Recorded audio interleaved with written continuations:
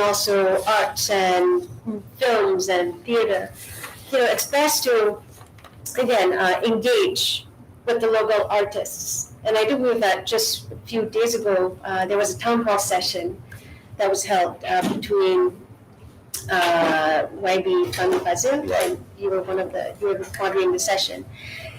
And I believe that one of the best ways to move forward is that you need to have these open dialogues. You need to have these sessions and dialogues. So, in other words, it should be seen as a collective effort, bottoms-up approach rather than top-down. Mm-hmm. And this is one of the best ways. It's more about understanding what the people in the industry, what are their concerns, and how we can move forward, meet in the middle. Mm-hmm.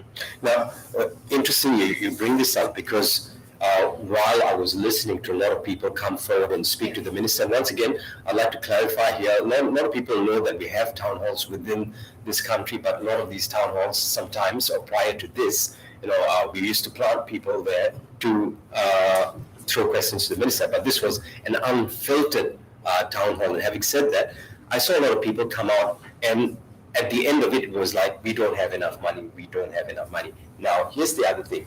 If the monies are allotted or allocated and given to these people, now here's taking these monies or the allocation and turning it into something else, getting onto the digital platform, or learning how to get onto the digital platform is very important. Now, is there, which space do we see needs where musicians need a lot of help, or people in the creative industry need a lot of help at this point to jump on that platform and help with simple things like IP, how to sell my music, how to have a digital profile. A lot of musicians, still, or rather people within the creative industry find it hard to, like an artist, he wouldn't know, or some of them wouldn't know what a digital profile is. They're not bothered. They just want to do their art. They want to do their craft. So when these monies are allocated to them by the government, what should be done, what can be done, or what should they do with it? Yeah. There's also an issue of not having enough funding. I mean, we know. It's never enough. It's never enough. Yeah. So apart from giving grants and financial assistance, which is great, but then it doesn't solve the main issue. It's such a short-term solution. So again, the best ways is to educate. And sometimes it's as simple as having, free workshops to help the musicians on how to write proposals and things like that. And it's also something that I've been trying to lobby for, which is to include such syllabus in TVET. Like, why not? Mm-hmm. And also make education information accessible for everyone. I mean, that's the best ways moving forward. And also, in terms of, we need to also look into creating more spaces, more platforms for the local artists. Right. And again, by saying creating more spaces, what can we do? Oh, I would love to see more local artists playing in, for example, malls or open spaces that we have. Parks, for example. That's nature's stage. Why not just create festivals every week? And just also have, just inject more life and pulse into cities and also neighborhoods. Mm-hmm. Mm-hmm. But one of the other questions that come about with regards to the creatives moving into digital is ethical considerations that I guess we arise from the intersection of digital and creative industries. Now, how can we ensure consumers are cyber secure? I mean, or even people getting on these platforms to use these platforms are cyber secure. I might put my stuff on there, my life's work, and lose it. Yeah. So what can we do at this point to make sure we consider everything ethically? So this, again, when we talk about cybersecurity and we talk about protecting the rights of artists or even individuals, privacy is a huge concern. So this would be something that, for example, the Kementerian Komunikasi Digital would have to look into and just really solidify, just find robust ways on how they can identify what areas to strengthen on. I mean, it's as simple as protection. I mean, this is still a continuous work in progress, and that it has to be addressed. Mm-hmm. Right. So, I mean, we've been talking for the past 15 minutes, 20 minutes, and I guess we can go on talking for a while more. But we'd like to take some questions from you guys with regards to arts, creatives, and infrastructure. If you do have any questions, we would love to hear from you, and probably Bobby can help answer these questions if you're okay with that. Yeah, please shoot. If you do have a question, please put your hand up and raise your hand and ask the question. We'll be more than happy to furnish you with the answer if we can. Or not, we'll just move on now. Very quickly, so while you think of your questions, how can fresh graduates and entrepreneurs be encouraged to participate in the creative industry, and what measures can be taken to ensure that everyone within the country can participate in this opportunity, not just big media giants, if you like? Just making it accessible. For example, just recently in Hinbus Depot in Penang, it's basically a space that provides music. They have also weekend pop-up markets where local artists would, they'd sell their handicrafts. And also, it's a space, it's an exhibition space.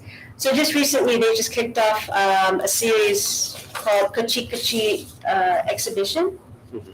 So basically, it's a collective, it's an exhibition that provides first-time artists a platform to showcase their art.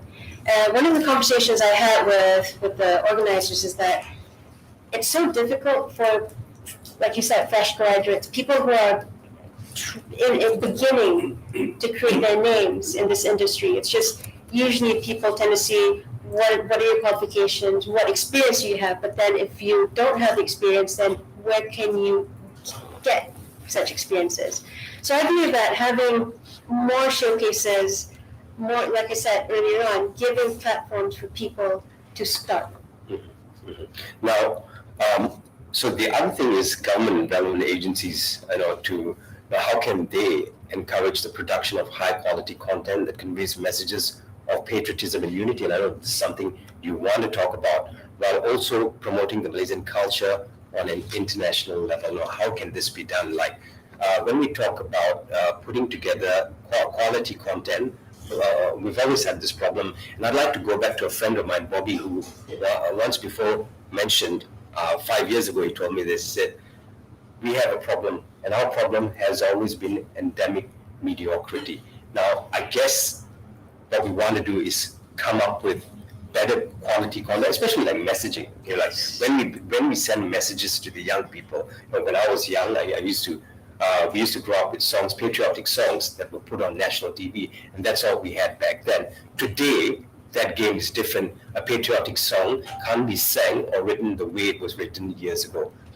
These things have to change. You just can't put together a song and say, okay, this is for the masses, listen to it, because people will, because of the way people consume things these days. But what can be done at the government level, and also for those collaborating with the government, to come up with high quality content at this point, something that is sorely needed in this country? The thing is, in Malaysia, we do have a lot of individuals that can produce and have already produced high quality content, be it in movies or even TV shows and music. Now, it's interesting that you talked about music. The 1980s and 90s, patriotic songs. I feel that this would be best for whichever agencies to again engage with the local musicians, because again, there's a lot out there, and create content that's heartfelt, rather than something stiff and something forced. Just give local artists, give them the creative space to produce something that has a lot of emotions. But I do believe that one of the barriers or so in our country is that addressing censorship. Because again, I'm not going to name any names or films, but there's always going to be backlash because again, some organizations may not understand messaging. So it comes back to education. And again, we live in the 21st century where, again, information is so easy. It's like you have access to smartphones. This is your world right here. So now media literacy is so important. And again, when we talk about media literacy, this is what I believe we should push for, which is, again, educating not just the adults, but more so the children on how to decipher, comprehend messages. And if you compare to, say, again, when we talk about quality content, again, Malaysian movies, we have a lot. It's just when there's that censorship, and then there's that, these guidelines that you would have to adhere to, some people may get turned off by that. I mean, that's the Mhm. So again, this is where the governments, policymakers, and even people in general, the society should just stand up and say, you have nothing to be afraid of. It's just content. It's how you digest such information, messages. Mhm. Now, one of the bigger questions is the 102 million ringgit digital grant. It'll be distributed to fuel the arts, creative, and also the cultural industries. And what impact do you hope to see, say, in the next 6 months or a year? We need to see something happen, at least in the next 6 months or in 1 year. What do you want to see happen straight away? Straight away, I want to see the industry recover. Because again, if you talk to anyone within the industry,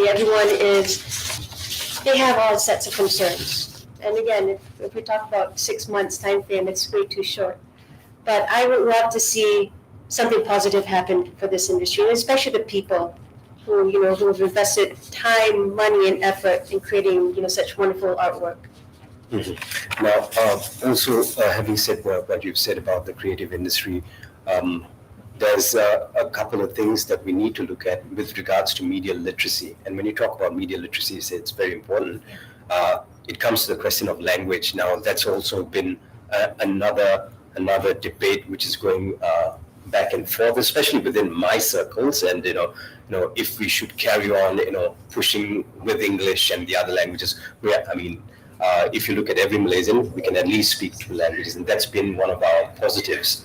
Now, this push for the national language is great, but there's also English, or the study of English, has been a little bit on the back foot. What are your thoughts on this? Because with regards to media literacy, especially when you're talking about simple things, I'm not a very tech-savvy person, but when you talk about simple things like ChatGPT, this is when the English language becomes important.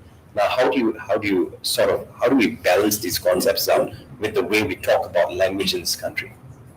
Language is an investment. I wish I could speak more than 2 languages, and I do envy those who can. So, I don't think it's fair to politicize language. And again, look at the language we're communicating right now, right? So it boils down to the fact that if we can't run away from how important it is to speak or communicate in English, because it's the one language that unites everyone, regardless of borders and things like that. But then again, being Malaysians, of course, the Malaysian language, that's our national language, that should always be the given great importance. But then again, it goes back to language. Why should we allow certain organizations or even individuals to politicize languages? Mm-hmm. Now, you see a lot of movers and shakers here. What would be your message to them before we end this segment? What would be your message to everyone here moving forward and with the work you're doing? So, for everyone here, again, I just want to say thank you for joining. And most importantly, as we push for these reforms and changes, again, let's do it as a collective. And if you have any ideas, again, just concerns, the best is to reach out and also express them. Because for us to improve and also push for progress, we need information. And I say that it's not, it's when it comes to certain things, you should not just leave it to the policymakers and governments, but also the people within the industry and also people on the grounds. Right. With that, do we have enough time still? We still have more time for questions if anyone wants to Right. ask. Yeah. Anyone has any questions? We're more than happy. Bobby. Hi. I just have an observation and then followed by a question.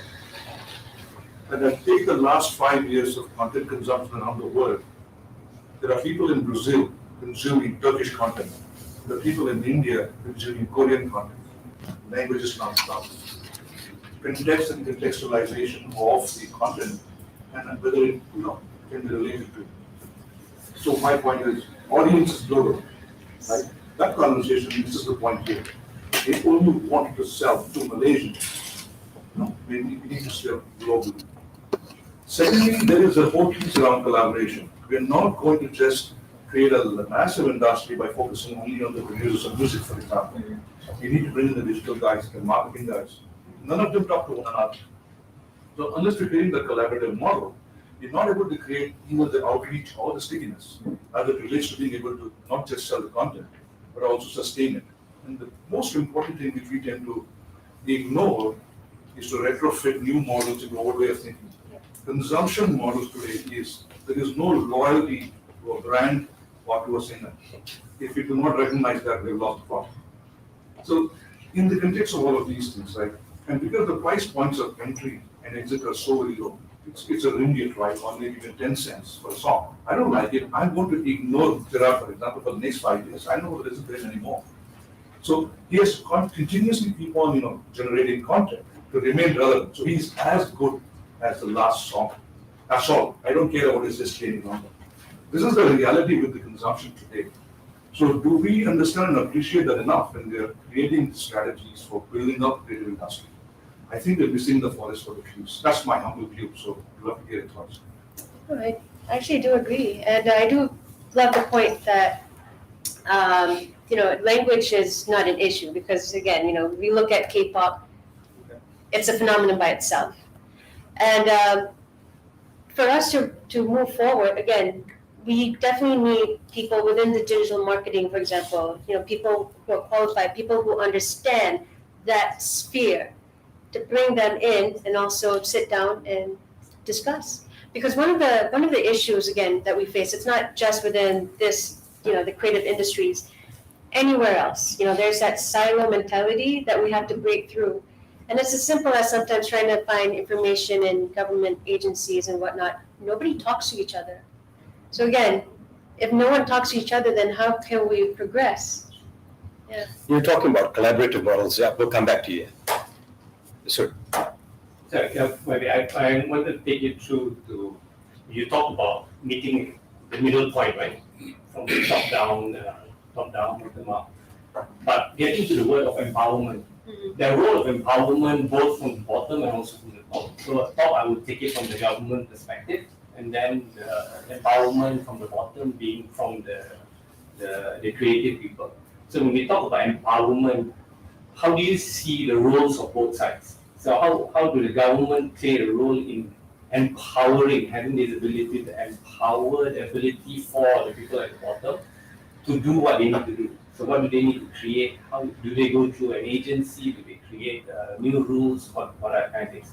But on the empowerment of the people coming from the bottom up, the creative people, the industry people, when we talk about empowerment, it's when those opportunities are created, how do you make it sustainable for them, for these creative people, these musicians, or these artists, and things like that? Because I see a lot of times when we say we empower them to do things, they go out there and do things, but not real clear indication of how does it become sustainable for them. So like if an artist comes along and do a painting, how do they know? How do they market it? How do they price it? How do they, because how do you become competitive? Knowing what to price, because Malaysia has this thing about tak boleh lah mahal sangat lah, tak boleh lah. But in actual fact, they have very good content, right?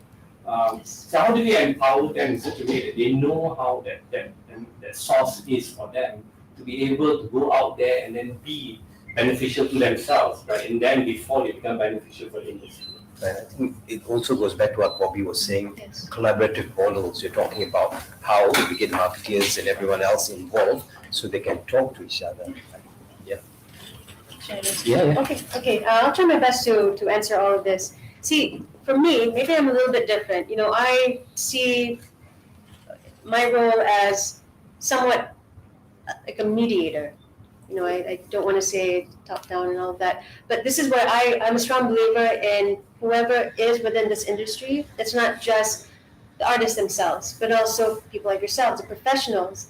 And again, we meet in the middle, being everybody sits down and then we discuss without egos, without emotions, and then we plan for the future, 10 years, 30 years from now. And what makes it difficult, if I can say this, is that sometimes, you're dealing with human beings that have various emotions, and again, we have a lot of red tape, especially within the government. So this is one of the things that we need to figure out how we can remove that. Because as long as that exists, it's going to be a continuous cycle of talking about how can we do this and what are the best ways forward. But this is where I strongly believe that this government has that golden opportunity to sit down and create something more sustainable than what we've had in the past. Any other questions?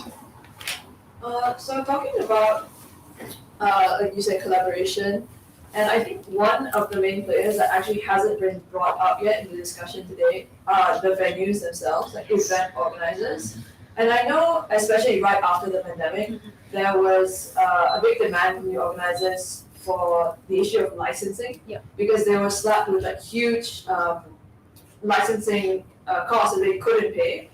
And also, I know we're talking about digitalization with music, but the shows and like the scene, especially like the indie music scene, that's the grassroots of music, And to have venues unable to support themselves, then where are the artists going to come up from? So I think this is less of a question than just an observation, but I think in the discussion of creating space, we need to actually we don't actually need to look at that much at let's make a whole new festival all the time. We can just look at the existing venues that have been asking for this and choose to support them instead, because they also have a much longer history rather than maybe like starting from scratch. And I think that's an important thing to address in this situation. Like, what is there any moves to reduce the licensing fees for the venues and the event organizers? I'll address that. Yeah, please. So one of the things that, again, coming from Penang, our local government, our local councils, we have the cheapest fees and for premises and entertainment compared to other local governments around the country, and I just found that out. So one of the things that I'm also pushing for is a standardization of entertainment fees, because from what I understand is that regardless if you have international acts coming or if you are an independent venue, you still get charged the same amount, which doesn't make enough sense. Doesn't make any sense at all. And again, when we mention about creating spaces and platforms, it's not merely just creating all these festivals. It's about creating a festival, but then let's use the existing venues. So with that being said, find out what's the best way to reduce the prices and also make it easier for venues to apply for licenses, because it can get quite tricky. And again, this goes back to education and also having workshops, something simple, like a one-stop center for venues to understand what are the documents needed. Just be fair for everyone. Right. Did that answer your question? Because we're also talking about venues, and she was talking about the state of Penang. I'm sure in your head you're thinking about what about other states. So Yeah. I guess the other states need to. I mean, those MPs working within those states who are fighting for the space for musicians or the creative industry should go and speak to the state governments and get that done, isn't it? Absolutely. Yeah. Absolutely. Agreed. Thank you. Any other questions? Also, having said that, something we haven't talked about is, and I'd like to add in here if you don't mind, like when we talk about music. So Australia or Melbourne has had a very interesting station. I don't know if it's still there. It's called Triple J, and they used to play demos. You talk about grassroots music.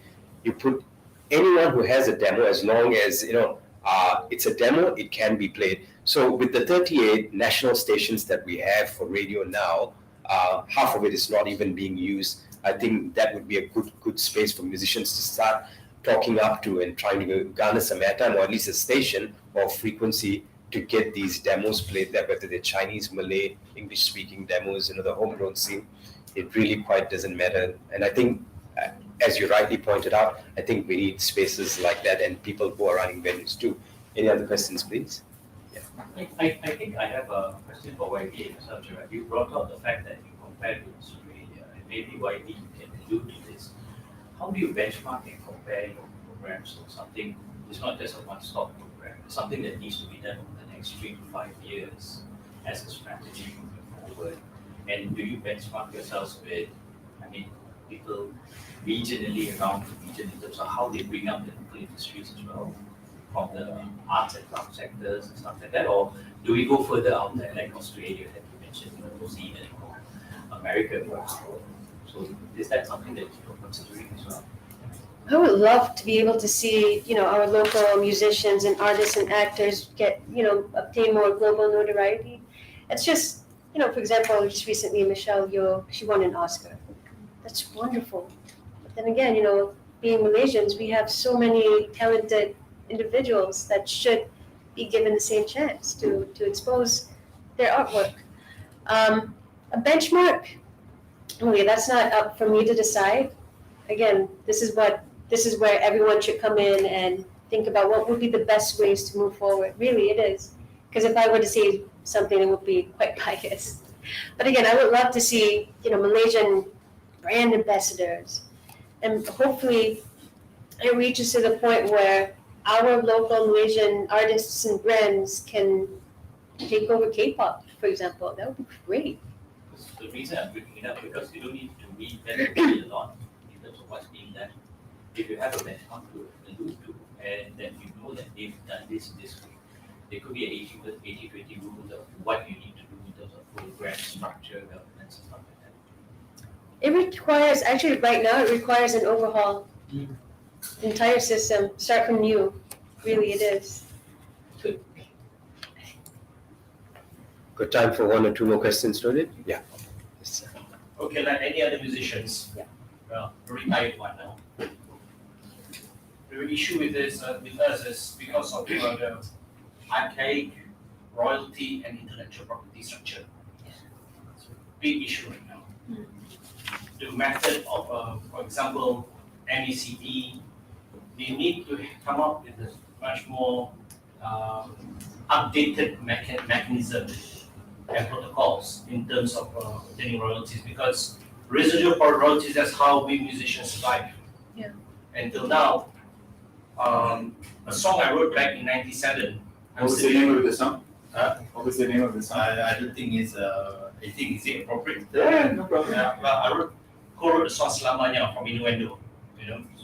I'm still enjoying my small residual royalty, but I like the big composers like Azan Awasan. They still get about 20,000, 30,000 a year from MECP.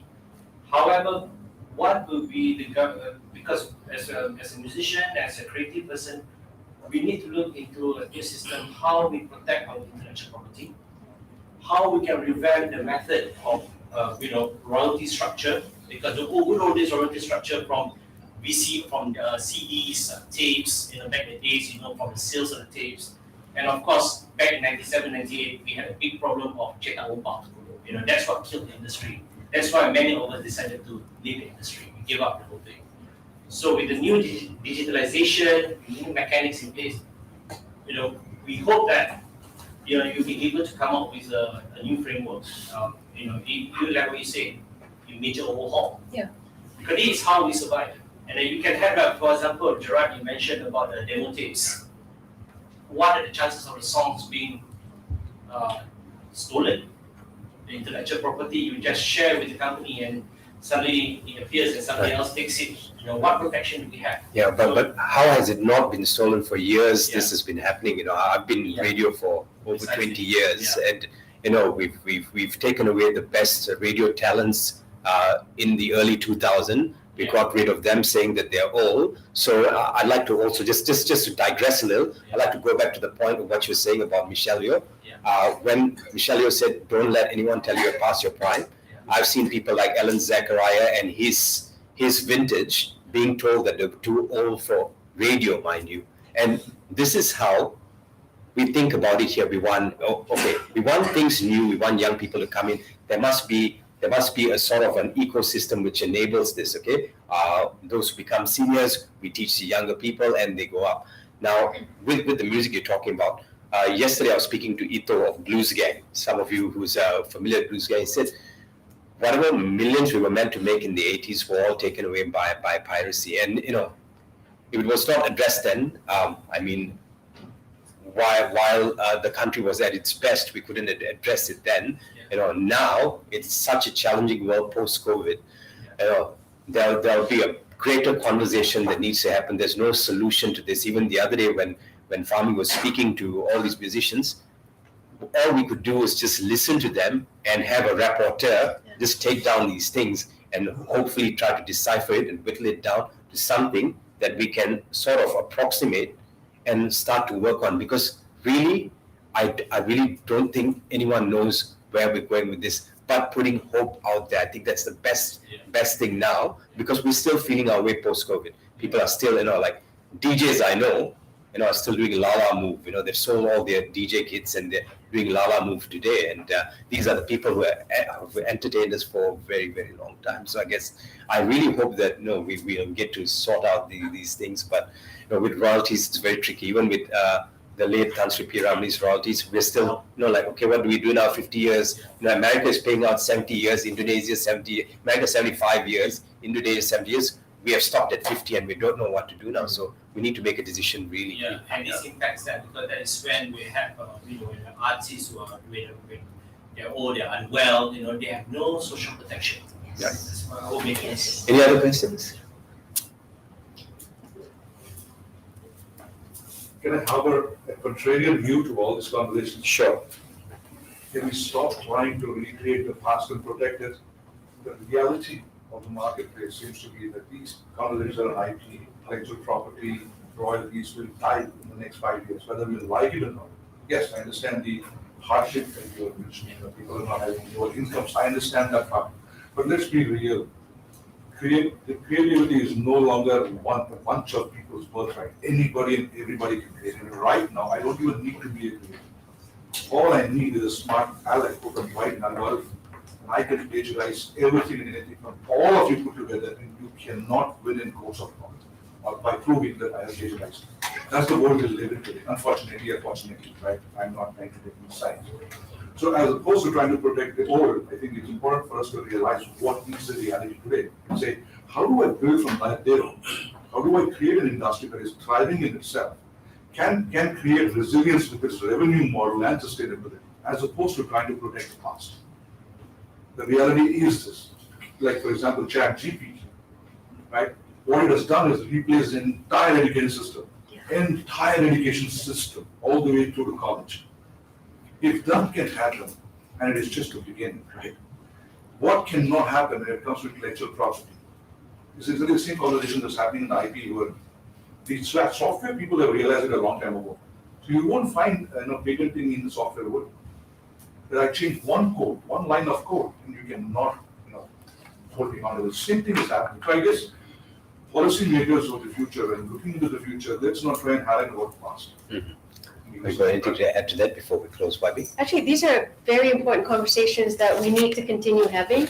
Maybe in the future we can have more discussions, topics that solely focuses on musicians' rights and how to move forward. Again, I wish we could sit here and talk more about this. But also, I just want to add one more thing about provide, like what you said, having that platform where musicians can play their demos.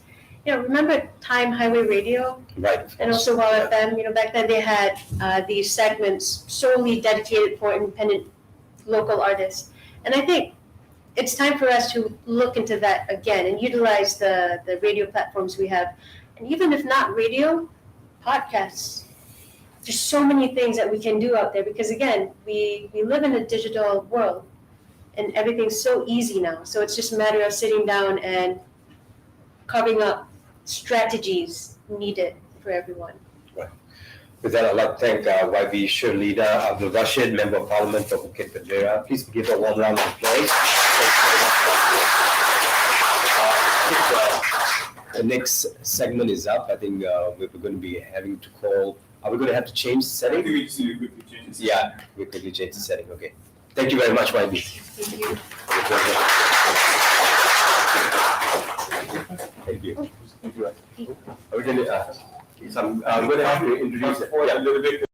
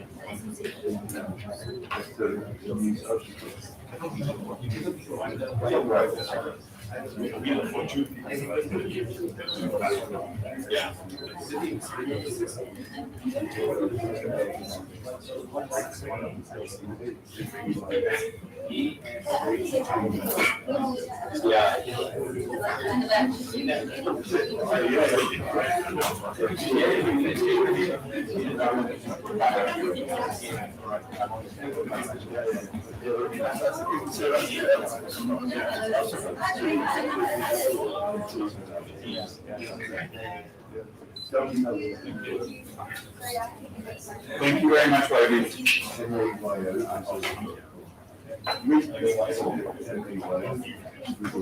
With that, I would like to thank again YB and Gerard for that wonderful session and for everyone's very good comments.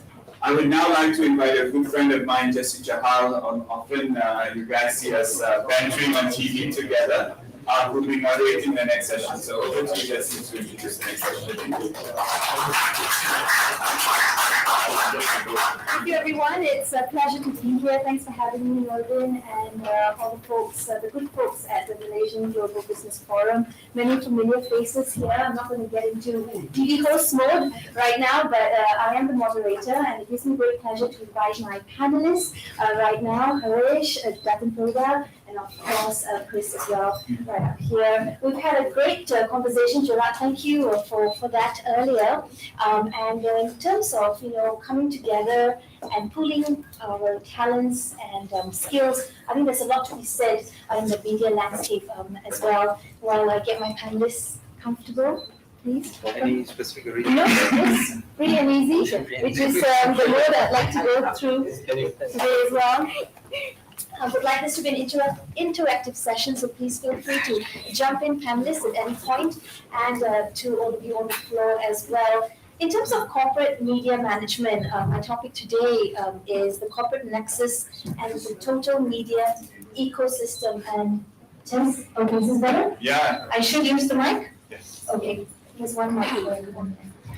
Today's discussion is entitled The Corporate Nexus and Total Media Ecosystem. Now, it's no doubt it's a fast-paced world today, and not enough corporate leaders or leaders in general have the ability to simplify complex problems that arise within the organizations, and therefore adapting and managing media in terms of crisis and any fallouts within their company is important. These, of course, particularly for GLCs.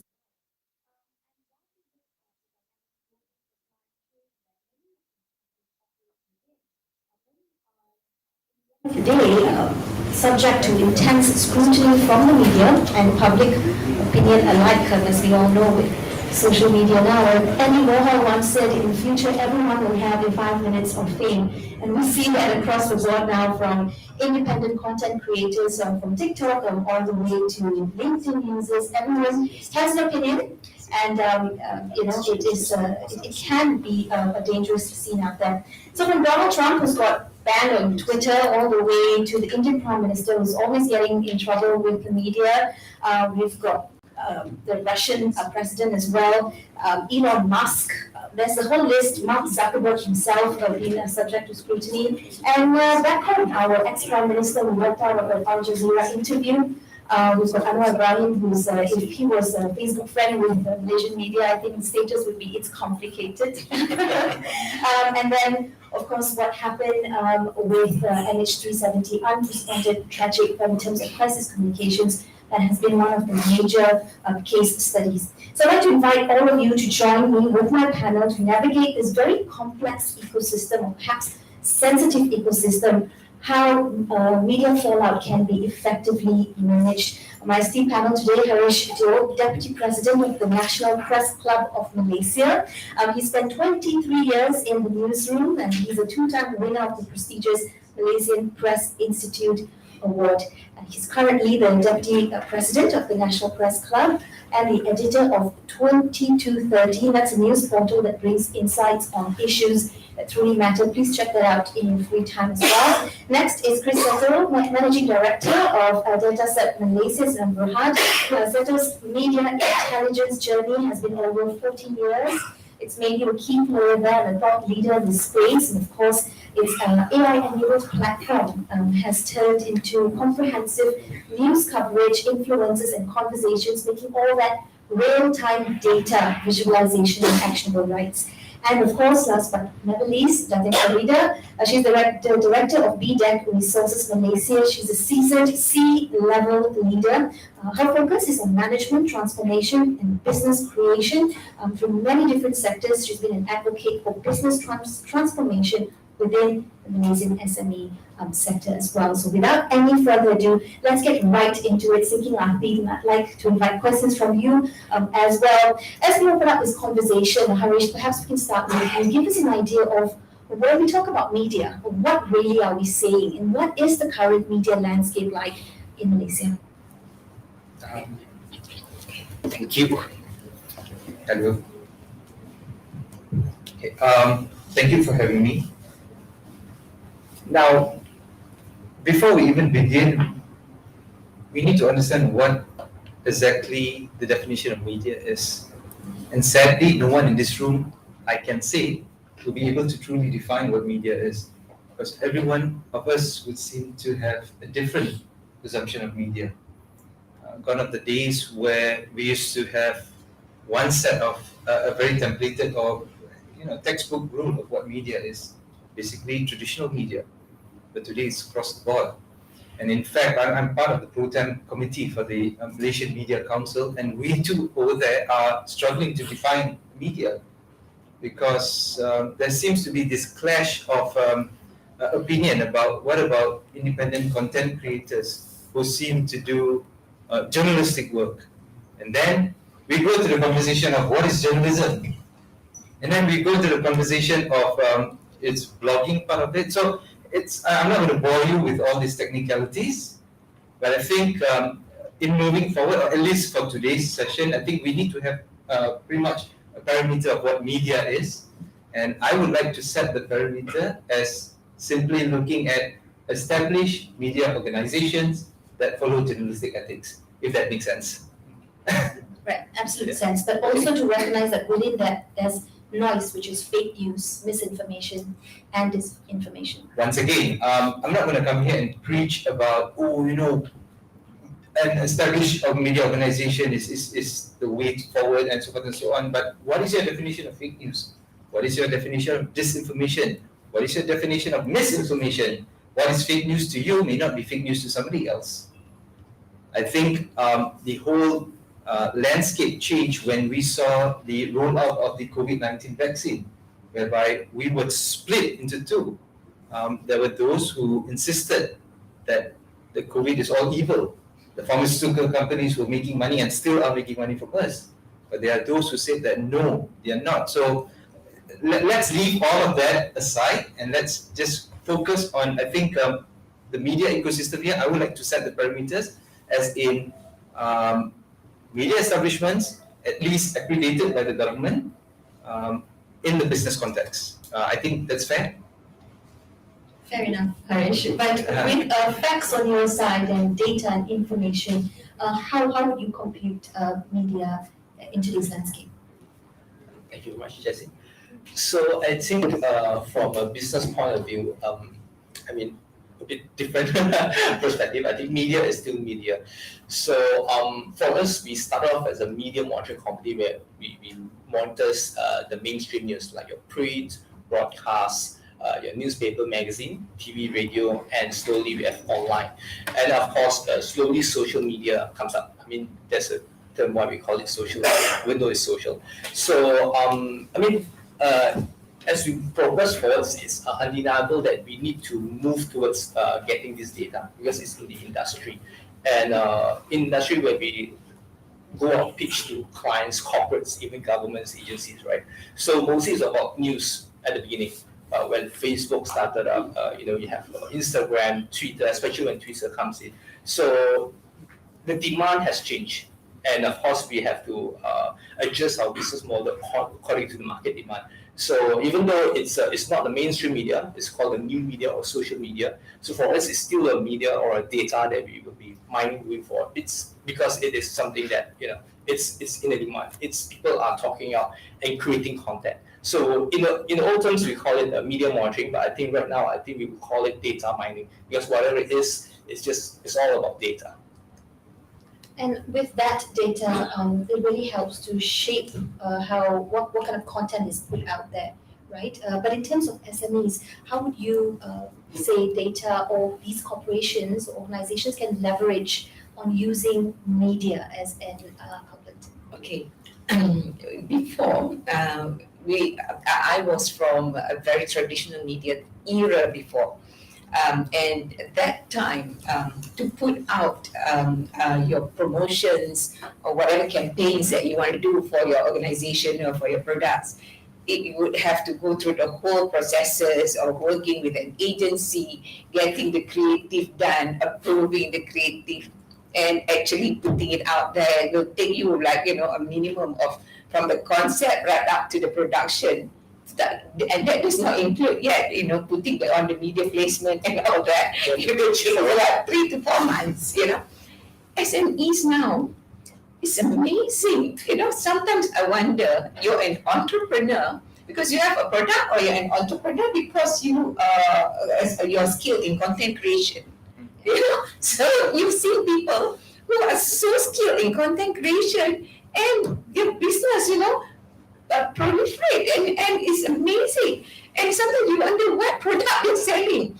And then sometimes for lack of what we call that content, even their cat also can become a content. They can actually make a business for their products. It's amazing. And that is especially in the space of the B2C, and you can see that especially in people who's doing the cosmetics and all that. They're overnight millionaires. I would say overnight is only because their spend of getting from zero to hero is amazing. Although in the manufacturing or the B2B sector or the B2B space, you've yet to see that kind of proliferation.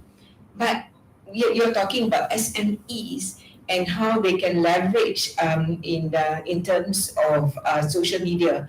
I think they're doing an amazing job. The SMEs can really grasp it quickly and actually turn it into, I don't know about the other sectors, but especially when it comes to the Malays, in terms of the cosmetic sectors, you've seen the Alif Shukris, you've seen the Sri Vida, Rizalman, followers just in the millions, But sometimes, their content, you'll be wondering, they're doing cooking, just showing how what they're cooking, the recipes.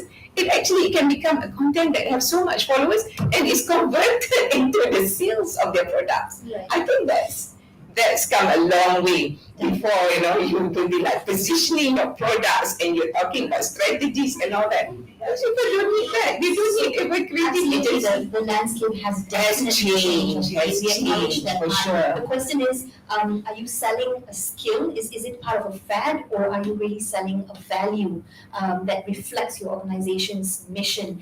As a content producer, Harish, you've got your hands clapped there. I know you have a lot of things to say. Do you buy into this sort of short-term, short-lived fame, and what does that do for the integrity of media and content? I think before I go there, I'd just like to touch on what Chris and Datin Farida said. Starting with Datin Farida, whereby social media is now the thing. In fact, news agencies use social media. 2213 is on TikTok.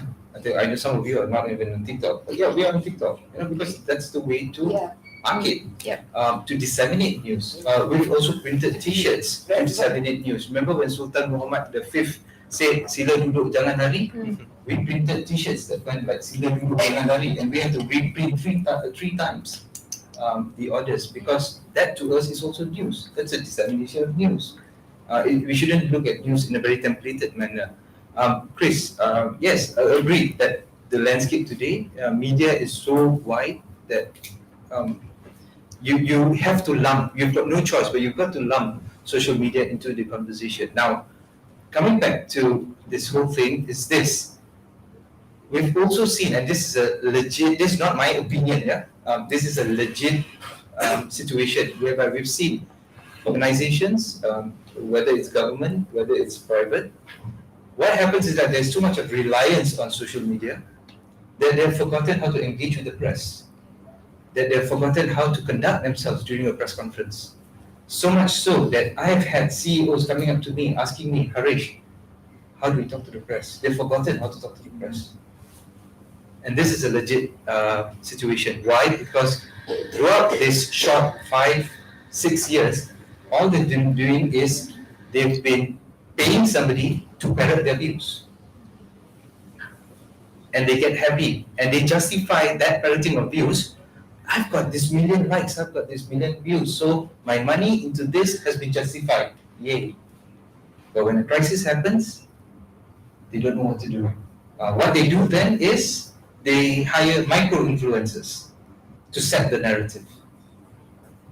Realities, not my view, once again, realities that I've faced. And then they come back to me and they ask me, so what do we do with the press? Why is it that the press is still hounding us? I thought we spent so much money on micro-influencers. I thought we spent so much money on social media campaigns.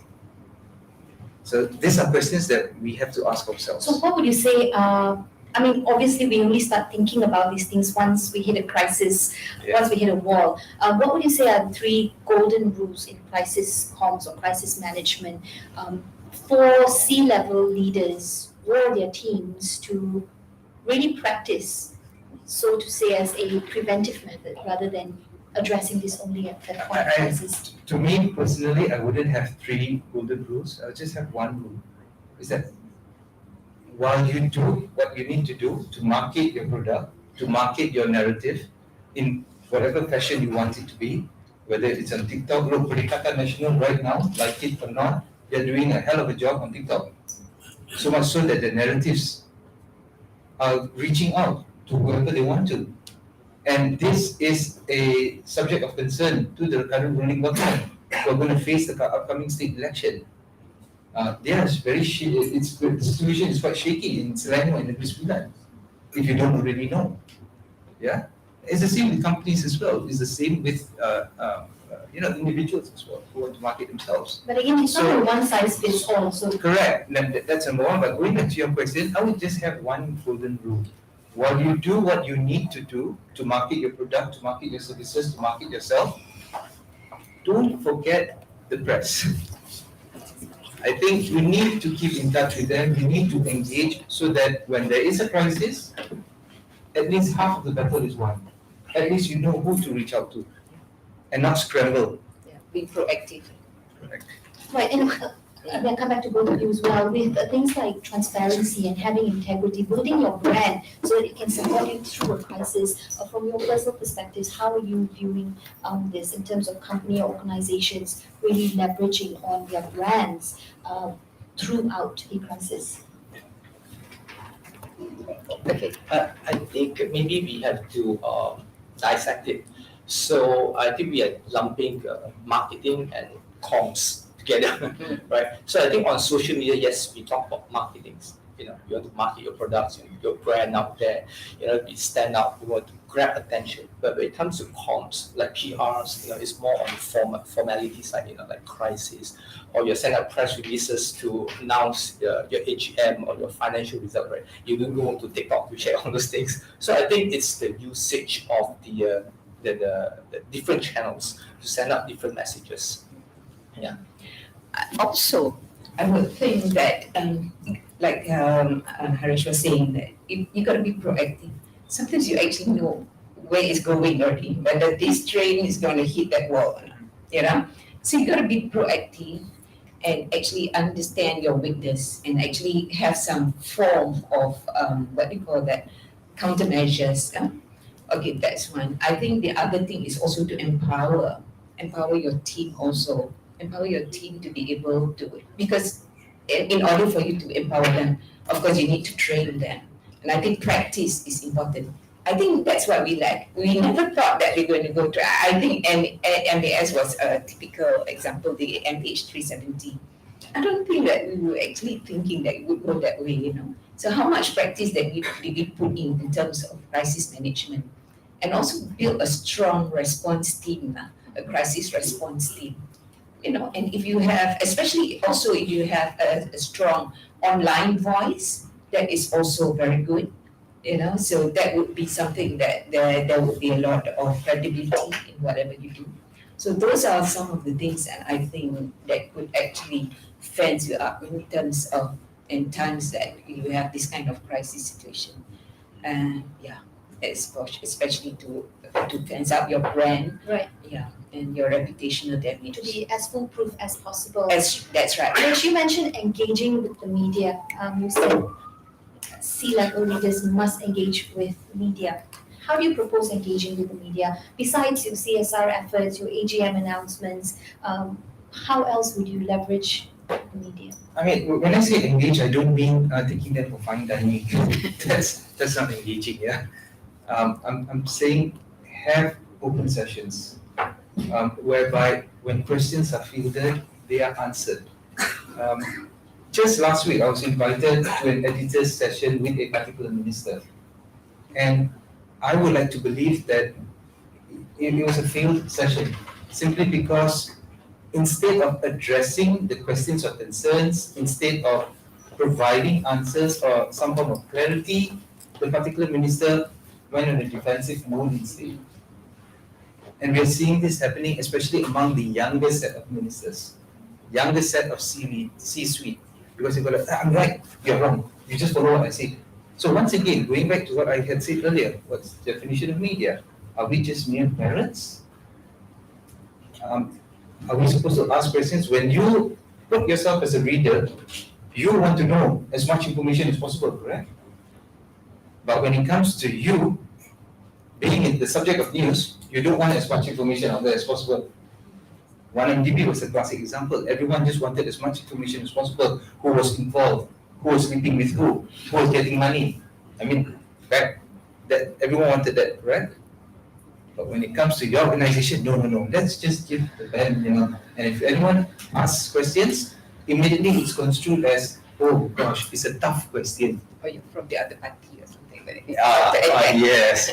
Thank you for saying that. Yes, that is also sadly a new thing where people go like, are you being paid to ask these questions? So I mean, look, I'm not saying there's a right or wrong. I'm not just giving my view. I'm just giving you a scenario of what's happening today, and I think it's something that we all need to just reflect. Right. So at the risk of not being defensive when perhaps you're at a press conference, how do you use data, trending hashtags, or trying to tag what conversations are happening to your advantage when a company, brand, organization is faced to the media so that they can get the right conversation going? I thank you for the questions. I think it's important that most of the organizations are monitoring the media. Recently, I just went to one of the ministry and they tell us that they sent out a statement, and other countries were monitoring our media, and the statement went out, and other countries were contacting the foreign affairs, asking, is this statement correct and everything. I mean, it's no longer about just getting a brand about data, but it actually affects a whole different level, differently depending on whether you're on the corporate, the ministry, or the minister. So always be constant in monitoring the brands, or even like something that's related to your companies or policies. So I think getting the data is important, but next is what do you do with the data? So are these comments? Because if you do not monitor, you know that your company will send out press releases, media releases, your comms department will tell you, hey, we're going to share this out, get the approval, right? But what you didn't know is the external stakeholder that may be talking about your brands. It could be damaging, it could be promoting, and if you are not aware, then you might have wasted the opportunity, or it may spiral into a crisis. So getting the right data is important, and of course, not only the mainstream, the news right now. A lot of people want to know about social media, because social media right now, sad to say, travel faster than news. And because of this, the news, the mainstream media is trying to jump into this bandwagon and compete with the social media. I mean, we cannot deny that because I think even right now, last time you mentioned just now, when you have to prepare all the press releases, you have to pitch to the media, and pitching to the media, depending where the media want to pick it up and publish it. Yeah. So comparing to right now, it's like you don't even need the pitching process, you just throw it out. And even the ministry or the minister themselves, they have their own Twitter account. So the way the message is being disseminated out, it's very different now. So monitoring the data, getting the right data is very important in terms of for the top management to come up with a certain statement, or even for the comms to come up with a strategy how they want to tackle certain issues. Chris, I'm just going to keep you here. Based on the information that you get, data then becoming information, do you see any worrying trends? Are there anything to be concerned about?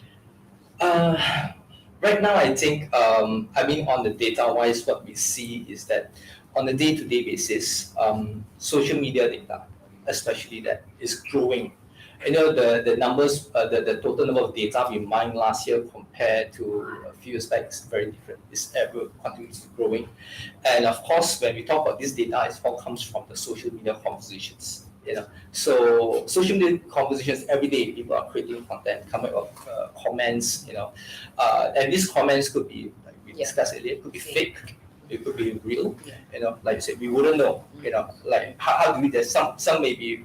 It could be validated. Some could be real for certain people. Some could be fake for certain people. So, and of course, the AI algorithm also plays an important role. So, for example, if I search something about flat world, right? So the AI logic see that you're interested in flat world, and I push all the flat world data to you, all the news content, whatever it is, and you start digesting, and poof, hey, flat world, is it real thing? So, and this is kind of a worrying things we can see, and of course, a lot of people are misusing it to set propaganda, because right now there's no longer a gatekeeper. Last time we called the media the gatekeeper, where you must have valid license. Right now, anybody can create a content, and it's easily being digested by the public itself. So having said that, and coming from an SME perspective, do you believe that the investment in the broader term is important with the right tools to navigate media? Yeah, I would think that if they're still stuck with the traditional media or even not interested in investing in the social media platforms, all these platforms, in any case, they will be they will lose out. You know, like I said again, the B2C seems to be having knowing how to do it better than the B2B sector, where I noticed that, especially in the manufacturing sector, I guess it's also the setup of an SME, where the owner or the CEO themselves, the owner is also the CEO, so he's probably not interested in investing in marketing and all that. So they don't see that value as much as the B2C sector does. So the SMEs needs to be more educated about how they can actually leverage on the social media and how they can actually communicate not just their products, not just their brands, but also what their products and their brands stand up for. So that is still a gap there that can actually be that we can actually fill it up with more education and schooling of the SME sectors.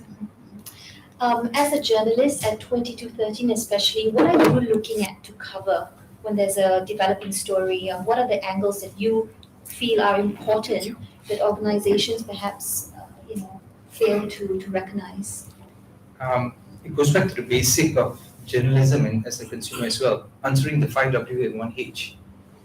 Why, when, how, what happened, the basic details. Also, if let's say, for example, if a reasoning was given, what is the justification behind the reasoning? I've also noticed some people have told us that if we organize a press conference and there are no questions asked. You see, despite the fact that's a common scenario. Despite the fact that the press release or what has been said, does not, answer the 5W1H. So here, I would like to use the 10 Faridas words, being proactive. You would want to be proactive because you don't want this conversation to go out there and for people to go like, hey, how come this article or this narration or this press release does not answer as a blind spot? So I think it's good that sometimes you just take a step back and you pretend to be a reader. You pretend to be a consumer. At the end of it, we are all consumers in this room. So how do you consume? How would you like to consume the news? I think sometimes we've got to take off that hat so that we'll be better prepared as to how we want to set the tone of or the narration of what you intend to do. I think we've set the tone here for our topic today. I'd like to open this to the floor if anyone had a particular question for our panelists from very different perspectives. It's not reading now. From the media. Yes.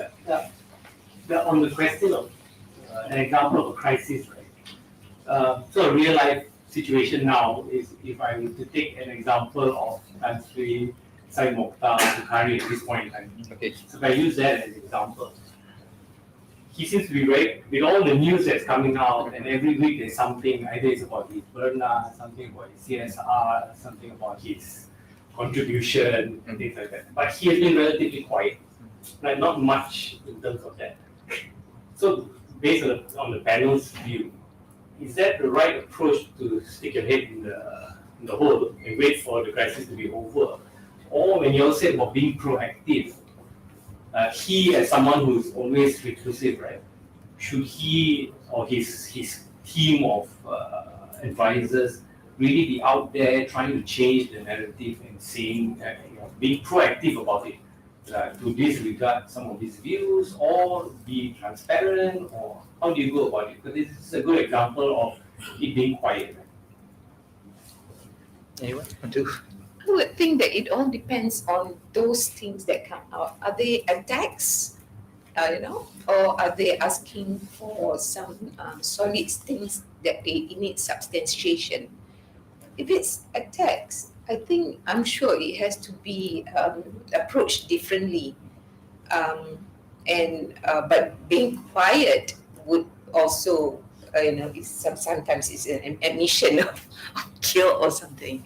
Yeah, but I think there should be some form of response in some form, but it all depends on the nature of the things that is being thrown to him about him. I could just quickly jump in. Sometimes you hear people say no comment, and then you are leaving it out to open ocean where you were missing out on the opportunity to shape the conversation. And so perhaps that's what you meant by being proactive, by taking control of things before it gets out of hand. Chris, Harish, jump in, please. So I think coming back to that question, maybe just left my mind already. The trends. What I wanted to say. Be proactive and getting ahead of the conversation. I had something to say just now, but just flew out my mind suddenly. I'm so sorry. Can I just add on? So if let's say the narrative at the moment is negative, so if they want to not add fuel to the fire, should they then be, when you say proactive, should they then be finding a narrative that's more on a positive spin to it? Right? I don't want to go and say they become spin doctors and do the things, but I'm sure there's a lot of good in when they say things that they've done as well. Of course, they've done some negative things, but something when you say they should use the press, they should be more proactive. You've had CEOs come to you and ask you questions about how do I face the press. This is the moment of truth, right? You now have to face the press. You can't say no comment any longer, right? But how do you then carve that out in a crisis situation? There's a positive view to it that sort of like negative things slowly starts to fade away. Going back to your example of, I think Tan Sri has issued a statement. I think it's false. He's not associated with any political parties. Yeah, but it reminds me of Astro. I think most of you know Astro, and for the longest time ever, they've always been labeled as monopoly. Despite the fact that they were in the business because they had the money. Everyone else who tried failed. Remember, we had a few other players. So yeah, Mega TV. Mega, correct, Mega TV. correct. Yeah, Mega TV and a few others, some ASEAN something. Okay. Yeah, but anyway, The pay TV. correct. So coming back to your question, look, we need to. That is where people like Chris comes in handy, because data mined from him would then establish whether those conversations are to be addressed or not to be addressed. You can't be responding to everything. And I think what Dr. Farida mentioned earlier also is very correct. If they start becoming very personal in nature, then you need to address them. But if it's just going to be attack, oh, your brand is like this, like this, like this, so what? I think Grab is being attacked every single day, right? Do they respond to everything? So you can't be responding to everything. But Chris, please correct me if I'm wrong. Yeah, I think in the social media landscape, right, even like in the media, I think when you are being attacked, no matter what you say out there, there's no, you have an opinion. So it's like there's no real answer to whatever being pushed out there. But I think remember the time when Megan Fox has a who's that? The King's. Sorry. No. What's that? They come a very simple statement. Was who's that? Meghan Markle? The Charles. What's that? Charles? In the UK. Meghan and Harry? Yeah, correct. Yeah, so the UK, the King, they just come a very simple statement, and then they just close each other off and never bring it up again. So I think that's the smartest, that's the best move, because if you keep on dwelling on it, people are just gonna keep on attacking, and these people like attention. Hey, you're giving In fact, attention. they're inviting it. Fueling by the asking fire, them right? So to- I think a simple one, shut them out and let's not bring it up again, and then move forward. Then please add. No, I'm just talking about the Tan Sri Mota. I don't know, in good times, though, I don't know how he looks like. He's such a reclusive person. So I guess now even though he will probably be a bit more private about everything. Correct. Yeah. So yeah. So but yeah, I think that's another way of approaching it. Just cutting people's noise quickly, like how the royal family was doing it with all the scandals. Yeah. And it just fade away, and sometimes people forget and move on to other things. But it all depends on whether it would have any impact on your business. If it does, I think it's also important for you to address it. But that's when monitoring comes in. Yeah. Right, all aspects of it. Yeah. As we look towards the future, what do you think would be the futuristic media landscape? Are we heavily reliant on ChatGPT questions or contacts? Are we looking at some sort of machine learning or AI support to further enhance media and its offerings? Go around this way, Harish.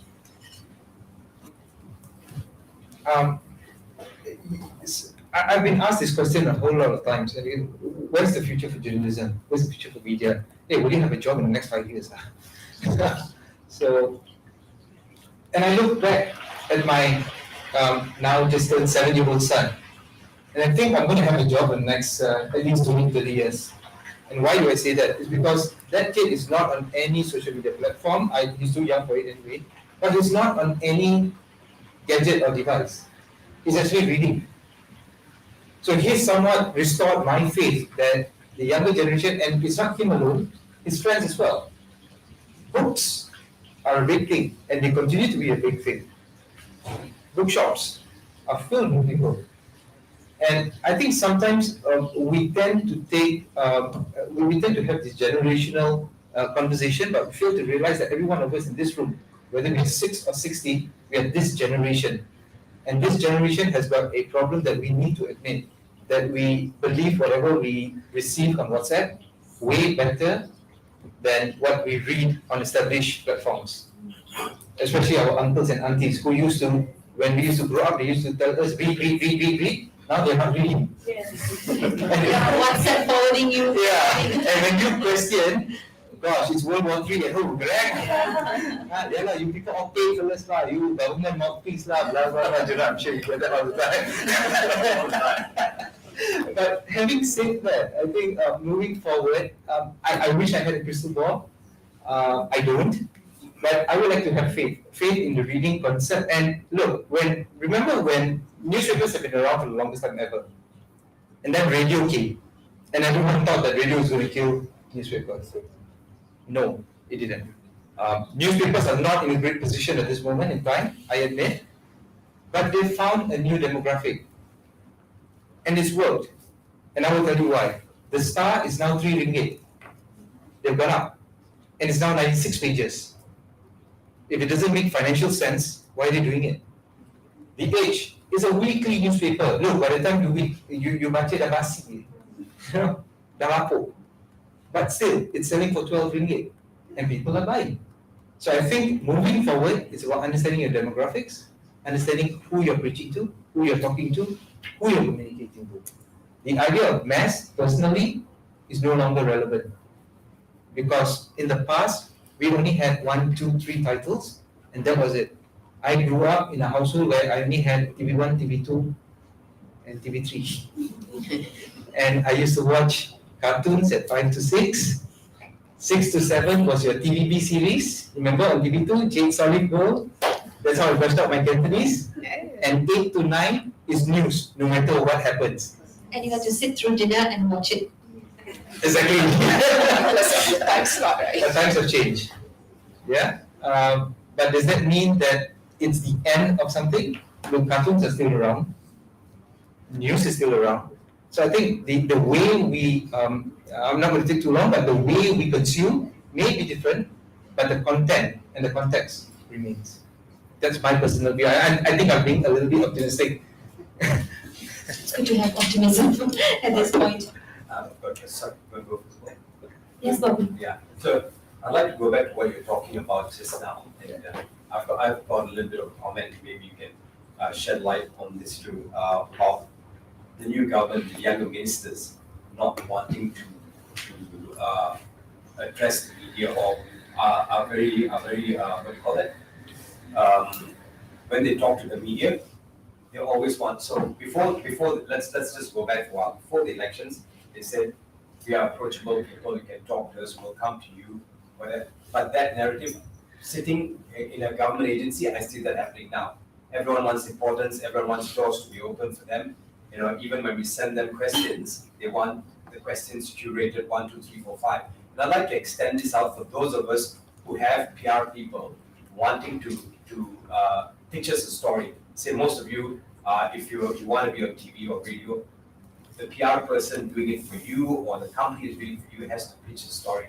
And most of the time, like I've got one here which says, I'm now working for this company, it's a rating agency, and my boss is a great speaker. So is Robin Sharma in it, but on TV it's boring, you know? Like, so the thing is, it always goes back to storytelling, and a lot of people think I need to answer question 1, 2, 3, 4, 5, 6, 7, 8, 9, 10. If it's a half-an-hour TV show, and Jesse and probably Harish knows this, okay? So for us, it only makes sense if we say, okay, we want to talk about these 3 things in half an hour, but if you've got a pointed question, give me this.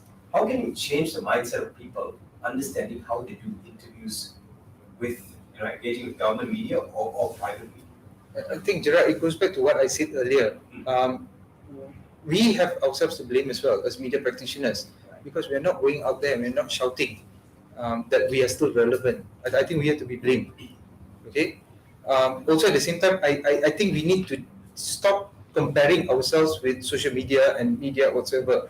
But what we need to do, we need to coexist. That's the way. But moving forward, these people and the respected people in this room as well need to realize that you just can't pay your way out of things all the time. You can't just pay somebody to parrot your views. You have to enhance that skill of communicating.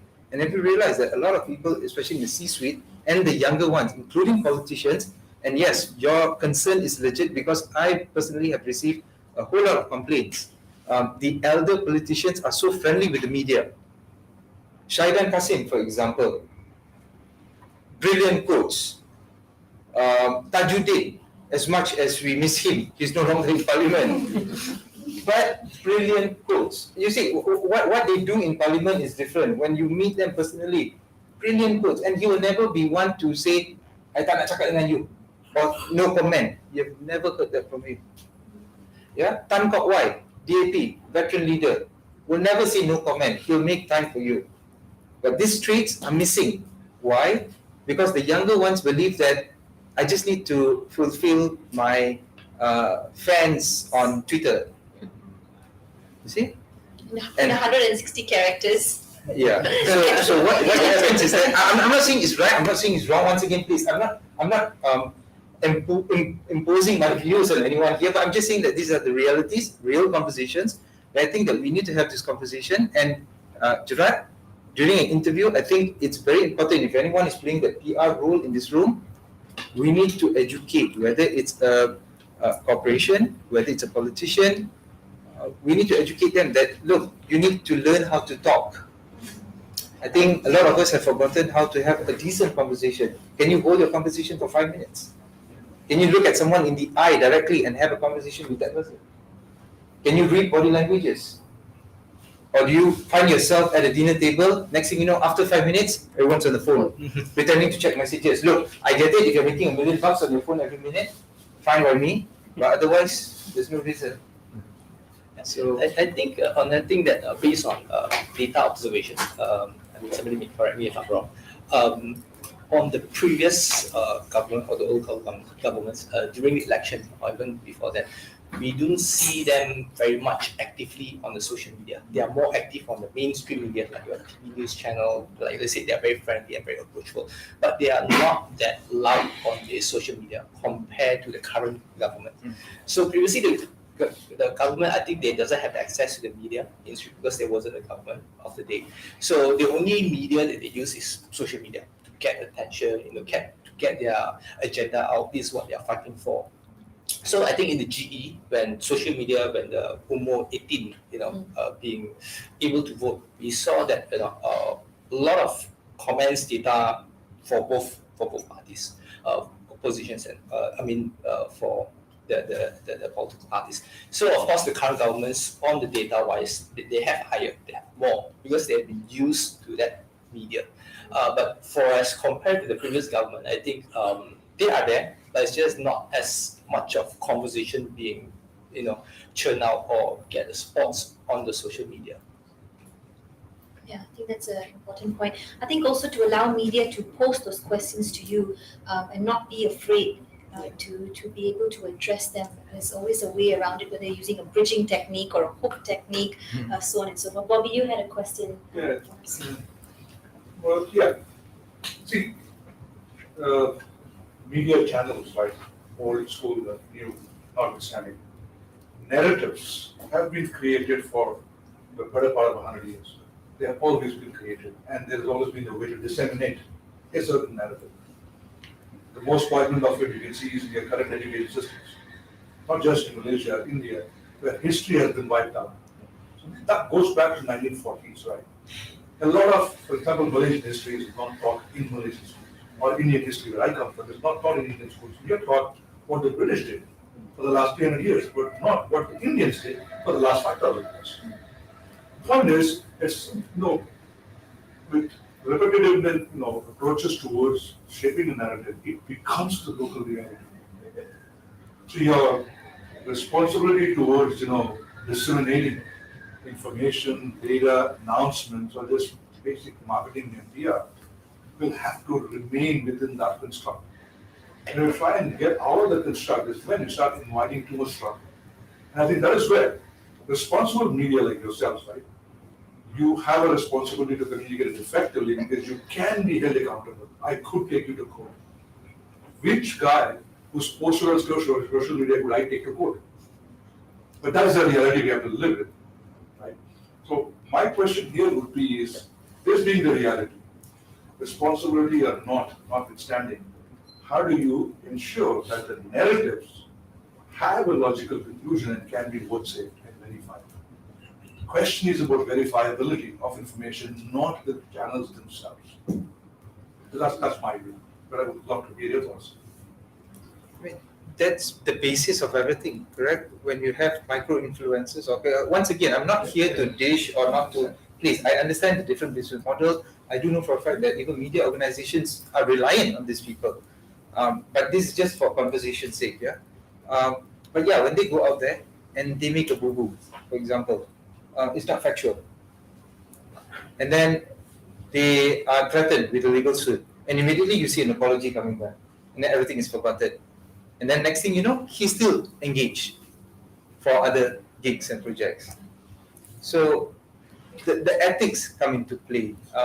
Verification. Are we living in a world whereby we just read just that one-off and then we just don't care? We don't follow through. We've had some journalists as well who quoted a person who was literally sleeping at the time. He didn't even have the conversation with that person, and it became news. So how do we then verify? It has happened before. I'm not saying the media is 100% perfect. We've got flaws as well. Yeah, but how do you bridge that gap? How do you ensure? So these are questions. That's why in the media establishments, at least we have that gatekeeping process. It's not it's not a one man or one woman show. We go to, like my publication, for example, we go through 4 channels before anything is disseminated. Why 4? Is because, look, I can never correct my own mistakes. I will insist that whatever I wrote is right. Okay, and then we also have to look at, is it defamatory? Is it within, any legal issues? So that we don't want to be implicated over anything. So yeah, I mean, that's us. I do know some, those on social media. For example, I'm very active on social media, but I don't use vulgarity. I do not use profanities. I do not simply just go like, bodoh lah. I do not use that kind of language. I know if at the minute I use that kind of language and post a picture of a cat, I will fly. I will get my numbers. But I'm happy with my 7,000 odd followers on Twitter, because that's not what I'm dying for. I'm dying for validity and credibility. So I've got a different game plan. But Sorry. But I thought, in a way, I think we are also responsible for whatever news that is coming out there onto our medium, our phones or whatever. Because sometimes, we like sensations, and especially in the context of the social media, we want it fast, we want it quick, we want it to be, now. So how do you expect it to be audited, to be mitigated? Of course, something's got to give, right? So having that information that is so current that you will be like, I'm the first to get to know this. Remember, sometimes I feel so excited because I thought I'm the first to know. Yeah, and so that I can viral it again. Yeah. I myself am not a censor of those information when I know that it could actually be, leading to some really bad thing for other people. So I think it's just consumers, users themselves. Do you add to that, Chris? I like the word about the newspaper thing. You can bring it to the court because it's printed, it's black and white. Right, yeah. It's like you can bring the piece of paper, it's black and white printed. And online too now. Yeah, but online you can delete it. Yeah. You can delete it online. Yeah. No, you go screenshot. Yes. As soon as ever been deleted, you will get everything back. Yes. Stop the guy who server. So actually, you talk of bridging the gap. Yeah. Sorry. What I realized the last few 30 minutes, we were talking about the T20. Yeah. 3 ringgit is a lot of money for a poor person in this country, right? 12 ringgit is no way. So how do you bridge that gap? Because the social media is free. So they can access it, Facebook, Instagram. So it's not their fault. It's not being managed. And we focus only on the rich. Because that's why you said segment. But how do you bridge that gap? You're talking about 80% of the population can't afford 12 to reach the age, all right? And so what do you think guys like you all in the press club, the council, and the ministry should do to bridge that gap, to ensure data goes to everyone accurately, so that they don't have to spend 3 ringgit to buy a newspaper? I think the shortened version to the answer would be, there are a lot of government platforms available. RTM, Bernama TV, free. Print, if you say, for example, all the states have got their own newspapers. You see the newspaper, it's full of negativity. No. The one I've seen is incredible. You're talking about Selangor TV, for example? I mean, Selangor TV is fine. It's just that what I'm trying to say is they don't even have access to this data, and no one's telling them about it. That's my objective. Just add on to what Rich is saying. For example, let's take a topic. We're very generalizing on news. But let's take a topic that's very relevant to this work with us too. ESG. Okay. I now consider ESG a rich man's topic. Because if you want to read about ESG, this is my personal opinion. Climate governance and ESG can never become reality unless poverty is eradicated. Okay. So if you want to read about ESG today, the only people that actually carries relevant information and detailed information is the Age. You will not be able to read that in a Selangor newspaper or whichever local press. So I think that's what Vix is trying to say. News, what kind of news? Because if you're going to say the quality news, the news that matters, the topics of the day, that is all that belongs in the 12 ringgit or 3 ringgit news, and the rest of the rubbish is in the press. So I think that's where bridging the digital divide is the same.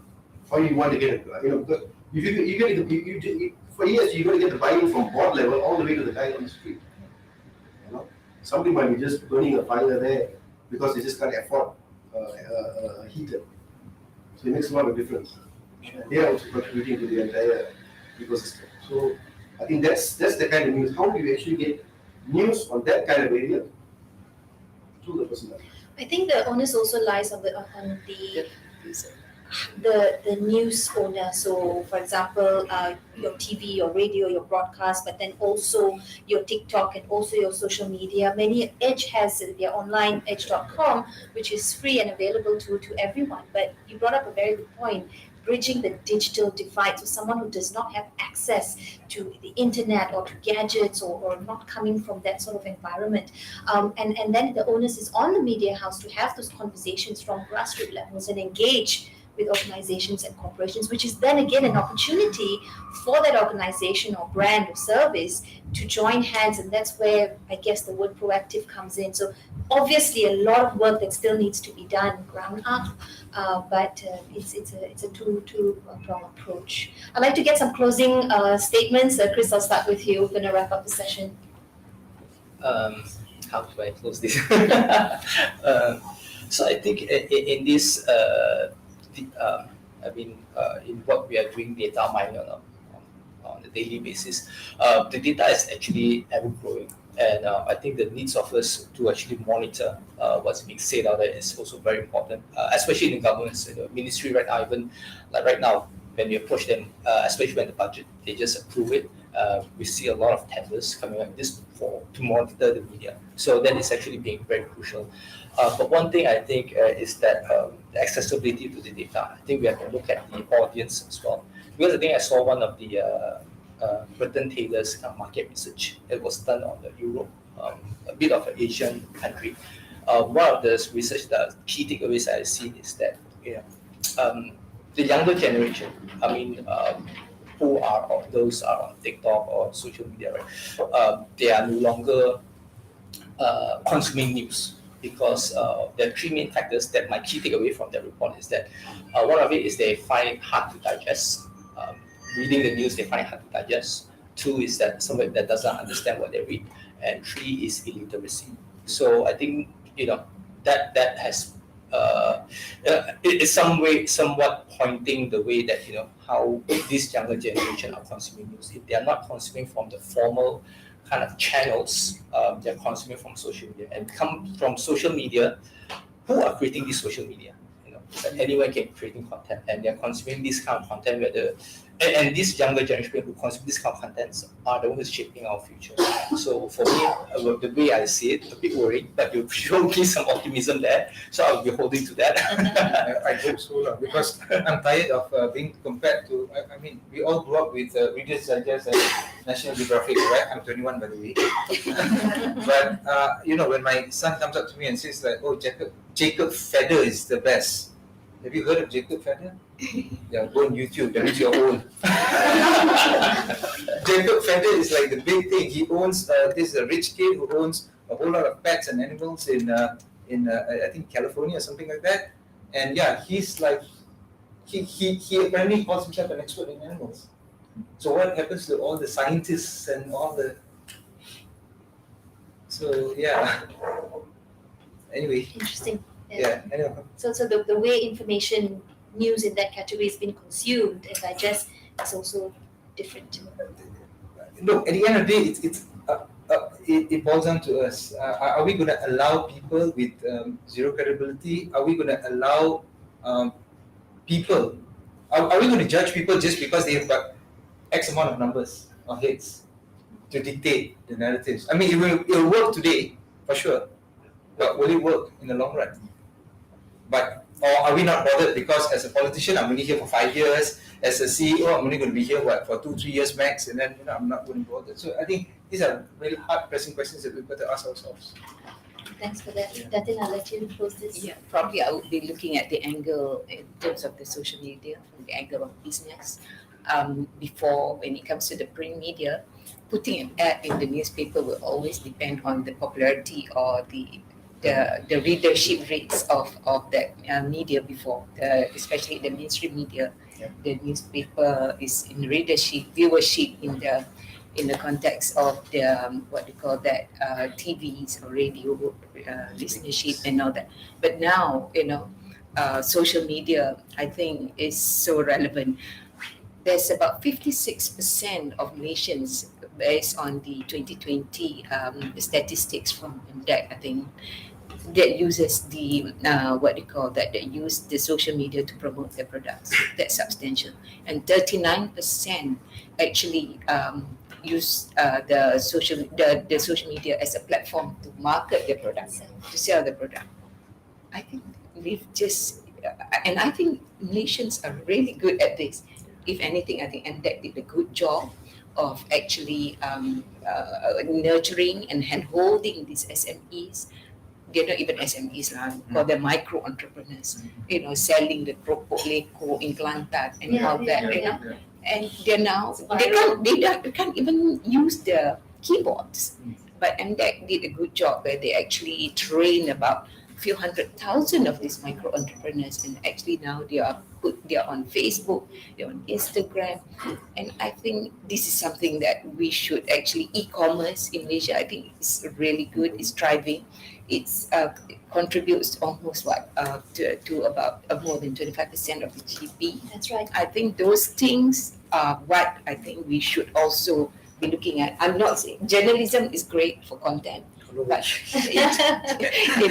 yes, the social media as a business tool, as a business enabler. Yeah. It's, I think everyone should now start looking at how we can actually go to the next level now, not just for the e-commerce, but also look at it from the angle of how we can actually bring in digitalization into manufacturing, because we are losing our competitive edge because we're not as advanced in terms of technology. We are losing it out to our neighbors. And I think it's about time. The IR 4.0 shouldn't just be a concept. SMEs now talk about IR 4.0 means money. So the government, if there is anything that they can learn from the e-commerce that have made a lot of millionaires, should actually start looking at how it can be also emulated into the B2B and the manufacturing sector also. Thank you very much, my panelists. I think in conclusion, media is fluid, it's ever-changing, but few principles still through transparency, credibility, and getting verified information. So you cannot deny traditional media, while you cannot ignore the emergence and the burst of social media. Thank you very much for being here. Thank you.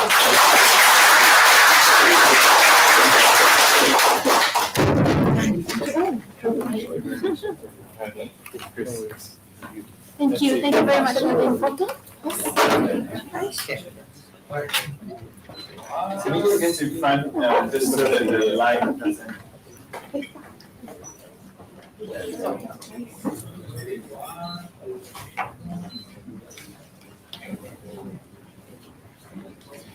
Thank you.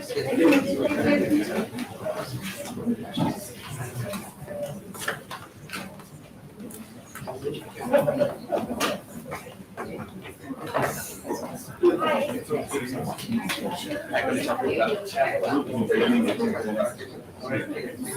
you very much for the questions. Now I'm going to pass this session. Sorry?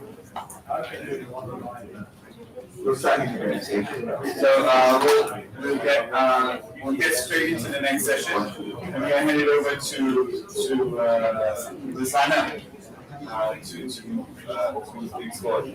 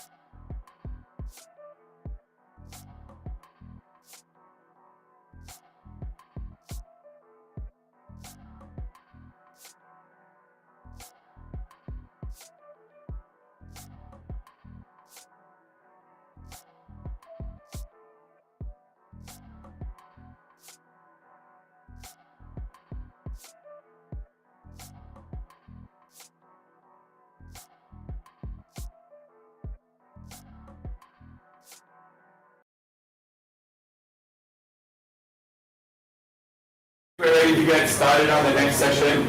So I'm going to pass the mic over, because she's already got it, to lovely Razana. So if you can get our seats, and then we'll let you network after this session. Okay, guys. Bro, our solar panel getting charged. Yeah.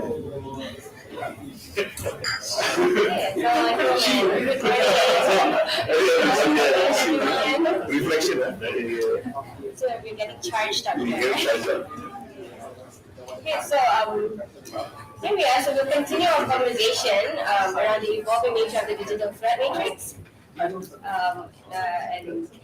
we'll delve into this from the angle of addressing cyber threats to develop an investor-friendly country in the context of Malaysia and ASEAN. So we have a distinguished panel today representing a range of expertise. So here we have Muru KZ Artangaranam, Muru, who's our Chief Executive Officer of Novum CS in Berhad. Shin Mei Lee, Head of Enterprise Business for Google Cloud, and Vix Kanagasingam. Did you just keep picture? CEO of Sense of Digital in Berhad. Thank you for accepting the invitation to be our panelist. So, cybersecurity. It is a critical concern in today's interconnected world, where sovereign risk, geopolitics, and cyber-physical threats pose significant challenges to investment and economic development. So Malaysia and the ASEAN region have witnessed a remarkable surge in digitalization and technological advancements in recent years. However, this progress has obviously increased the risk of cyber threats. As Malaysia and ASEAN strive to attract more foreign investment, this issue of cyber threats and cybersecurity is becoming increasingly important, especially as they can negatively impact the region's investment climate. I'd like to start with you, Muru, because security is in your DNA. Yeah. How do cyber threats impact investment attractiveness of a country? What are the key cyber threats facing Malaysia and ASEAN countries, and how are governments and businesses addressing them? Sorry, that's 3 questions, I know, but over to you. Hi, good afternoon. I'm sorry, yeah, good morning. Can you hear me? Yeah. Okay, so I think it's a pretty interesting topic. This is something that I myself got involved in. It came as a revelation to me a few years ago when I met someone on how cybersecurity today is becoming an investment decision. So it's going beyond just security itself. And I think addressing your question on how it's affecting ASEAN and Malaysia. See, the problem with cybersecurity is there's no perimeter. There's no border that we can define. So I think we should not only see in the context of ASEAN or Malaysia, it's global. So it is something that is, I think, let's be very frank about it. All of us have become slaves of technology. So slavery still exists, and we still have masters for controlling the narrative. So I think we have been chasing technology, we've been chasing speed, and in the process, we've just let our guard down. So I think the blame has to be across the board, from the very top, from the user, all the way up to the governments who are supposed to be policing it. So, and this has been something that has been sort of like in the back when people talk about it. People in certain industries take cybersecurity seriously. They have been for some time. For example, the banking sector, the telecommunication sector. So these 2 sectors have been, generally you will find people speaking about cybersecurity in this field. But today, if you go to a coffee shop, everyone is talking about cybersecurity, everyone is talking about data privacy. So because I think that's where we're standing now. But as far as the security is concerned, we have a long way to go. There will be some stuff I'll be able to share later without mentioning any names. And it is frightening what's actually happening. The problem with, we need to address cybersecurity as security. So I think that's the main thing we have to address. It is basically security, period, nothing else. So you can actually interchange the word cyber to digital, to network, to information. You can change that. But if you notice, there's only one word that remains constant, which is security.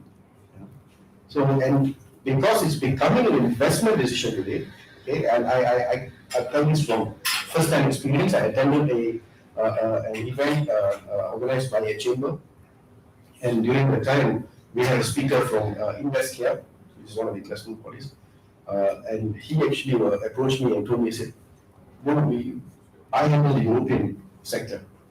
And now when we talk to investors, one of the things they're asking us is our cybersecurity posture. And we're not even able to answer it. Because you don't tell me I'm going to come and invest 200 million in your country, and if something happens, my first legal recourse is to go and make a report at the local balai or the local police station for those. And there's no act, or there's no particular framework, or there's no what you call proper a body to address these issues. Okay? So I'll give you a classic example. I don't want to use this example because the former what you call KSU of mostly is here, country, but some of you may know. But I'm sure if you will go out today, just go out there and ask all those people out there. 99% of them would have never heard of Cyber 999. And that is a service that's provided by Cybersecurity Malaysia, which has been around for 25 years. Okay? And nobody knows about it. So that's why it's becoming very important that we go out there and tell the people that Malaysia is a safe place to do business. Cyber safe place to do business. So how are you actually going to justify that? Okay, how are you actually going to tell the market out there? Because we talk about digital economy. Everywhere you go, it's a PowerPoint. It's fashionable to have a PowerPoint. Data is the new currency. Data is the new oil. Data is the new. But the oil industry is heavily regulated. The currency is heavily regulated. But how is data regulated? So it's fine to say data is a new oil, data is a new currency, but then is it being regulated? A lot of my friends in the industry, probably don't like me because I'm a guy who likes to work in a regulated industry. Okay, so I will give it to Shimmy in weeks, but I will elaborate on the data, because I think time has come for this industry to be regulated. We don't have an act for cybersecurity at the moment. Okay, our PDPA is as good as just taking it and throwing it in the bin. I'm sorry, I'm not going for my diplomacy, but it's as good as that. Okay, so the PDPA has to be amended because at the end of the day, taking of data, I think we've gone beyond that. Okay, so let me use this size. This is something that just came to my mind. Our ignorance is someone else's bottom line. Okay? So taking of data it's business, so you can't go and actually encroach into that. So I'm okay with that. But I just want to tell the people who are taking the data, take my data, any amount, but you're accountable for it. So for example, MySejatra, it's very simple. You have an app developer who was given the job and he's collected the data and is sitting currently on about 52 million people's health data, movement in the whole world. Very simple. That data now becomes OSA. And breach of that data is equivalent to treason. And the punishment for treason, everyone knows. Then you leave it to the app developer to sort out the security. So I think that's very important. Accountability of the data. You want to take in data, no issue. I think it's fair. We live in a digital economy. You can't tell people, don't give data, don't share data, don't. But I think the key word here is accountability. So I think I'll leave it as that, and then I'll let my colleagues. Accountability. So, Shinmei, we'll get back to accountability afterwards. According to a report by the World Economic Forum, cyber attacks and data breaches are considered the top threats to doing business in Malaysia, and the country ranks 32nd globally in terms of cybersecurity. So, what are some emerging technologies that can be leveraged to enhance cybersecurity in Malaysia? I mean, I know Muru mentioned that there's no boundaries when it comes to cyber threats and cybersecurity, but in this case, framing it into the context of Malaysia, like how can businesses leverage AI and machine learning to enhance their cybersecurity practices? Thanks, Rosanna, for the question, and thank you for having me today. I'm not a cybersecurity expert, right? But I think really coming from a perspective of sharing is, I often believe that security is a shared responsibilities, right? So there is really no single tool or single approach to really solve, any challenges that's actually out in the cyber, especially attacks is always ongoing. So hence, I think the important here is that, back to Rosanna's question around, AI and machine learning, it is really about really leveraging on the data that we collect, right, to be able to better, detect, protect, and the more important thing in this sense of using technology when there's a cyber attack is to then how do we respond and are able to then really do all the necessary work, right, to recover. Because I think what is important here in cybersecurity, and back to your investment question to the country, right? It is really, we are doing business, and end of the day, reducing that risk is actually very important. And the world has become, a boundaryless, it's round, right? Anyway, it's actually no boundary.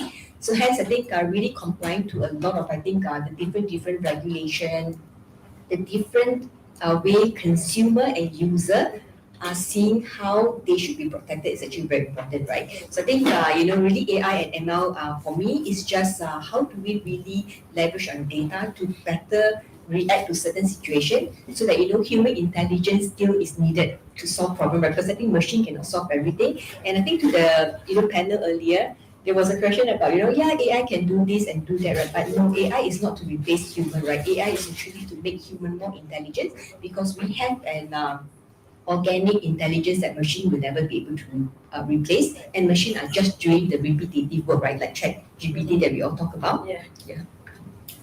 Next, You didn't give us the questions before we came, so go for it. Yeah, okay. So in that space, AI, accountability, cyber threats, how can governments and businesses work together to create a more resilient cybersecurity framework? Because I think you mentioned that we do need a robust security framework, and that we're still not there yet. So what are your thoughts? Okay, to me, there's two areas. I call it the inside out, and then the second is inclusive. So let's say inside out, the government needs to work with the relevant parties to look at inside structure, what we put in place from broadband and digital, whether it's secure. One, and the awareness program starting from schools, educating kids holistically across all ministries. What is cybersecurity? Why it's important?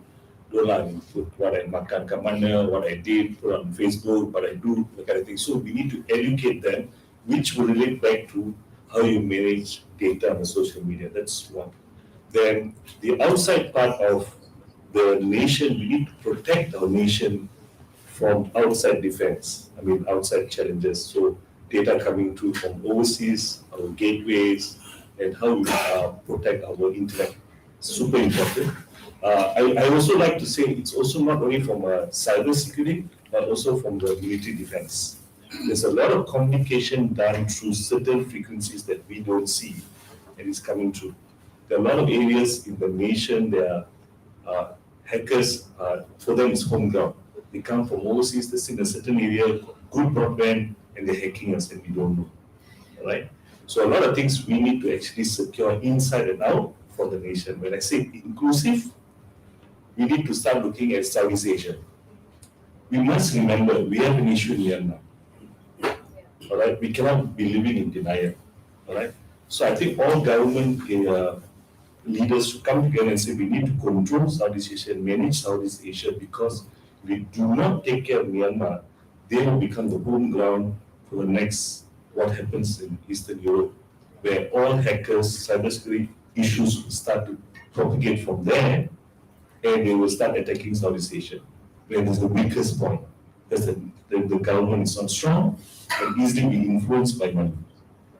So I feel all leaders in the region need to come together and say, let's look at people, absolutely, look at the environment, yes, and look at cybersecurity inclusively as an agenda in ASEAN.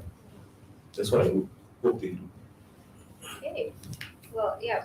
Since you mentioned, military, not only cybersecurity but also military defense. I was going to ask you this question, Mulu.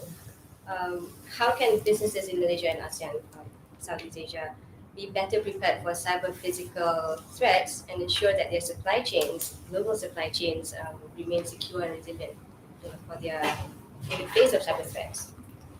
So I think the first thing we need to address is the fact that if you speak about cybersecurity today, with my friends from PNB and all that, it's all very tech centric. So everyone thinks cybersecurity is something that you just going to plug in and that's it, done. You know, I'm going to have a firewall. I'm going to have some state of the art security operation center. You know, and I can go back and sleep peacefully. You may have that. For example, in an organization, we may spend millions securing an environment. And then your CEO travels to, say, somewhere for a trip, gets down to the airport, and he sees there's 3 missed calls from his CFO, and there's an emergency, meeting with some of the senior people. And the senior rushes to the Starbucks and asks him what's the public Wi-Fi, and does his meeting there. Now, I want to know how that secure environment in your organization is protecting that conversation. So that's why the people and process, technology, governance. So we're adding another pillar to that. I'm sure most of you are aware of people, process, technology, but governance. So it is something that is not being addressed. So the advisors part, I meet a lot of board people. And while, obviously, it is human nature to be defensive, because nobody wants to admit that their security is not there. But they will say, yes, they'll have the IT person there, we've got this, we've got that, and all the works and all that stuff. My first question normally to the board is, Dr. or Councillor Mola, how often do you update your phone? Oh, what do you mean? I think it's auto update. Is your location switched on? Is it supposed to be on or not on? Are you using 2FA on your phone? Or how do I do that? So most of our meetings, we end up for 10 minutes we're doing cybersecurity 101. But they have all the state of the art best of security in their organization. You know? So I think it's the people, the process, and the governance part which is seriously lacking. So I think that's where I think our current minister has got an idea of it. Okay, and I think he is trying to do and saying the right things. But it's just not one ministry, because cybersecurity is not something you can just pin down to KKD. It cuts across every industry, and as you mentioned, supply chain. So you have the RMIT, which is basically one of the more mature frameworks, cybersecurity frameworks in Malaysia, which governs the financial institution. But the RMIT does not govern the guy who makes the name card at Jalan Inbi. He's making the name cards, and if you look at banks today, they outsource everything, literally everything. So how how visible or how do you actually have a dashboard, or are you monitoring your third party and fourth party risk within the supply chain? So I think that's where, to be fair, this is not a Malaysian problem. Okay, I'm sure my Isaac here from the US Embassy, I've got another friend from the Australian Embassy. It's a problem everyone is grappling with. Even Australia was hit very badly recently with the Optus and Medibank, and so everyone is actually now only figuring out that this is way beyond just putting a firewall and having a room with full of screens, which till today I don't get it, but I think it's just the Star Wars thing in us, that we like to sit in an oval room with a lot of screens in front of us. But that's where I think the serious work has to be done in making people aware. I'm talking also about the public. It's not only fair to blame the organizations or to blame the government, but from public. So I think it should go all the way down to school level. We should start teaching, we're already teaching moral and all that in school, but ethical social media usage, to have the common sense to verify and use before forwarding it, and then knowing what to share, what not to share. Some of the people who get scammed, and we actually look at them, the first question that comes to my mind is, how did you get scammed? I met a senior partner of one of the biggest legal firms in the country over a gathering recently. And he was very honest. He got scammed.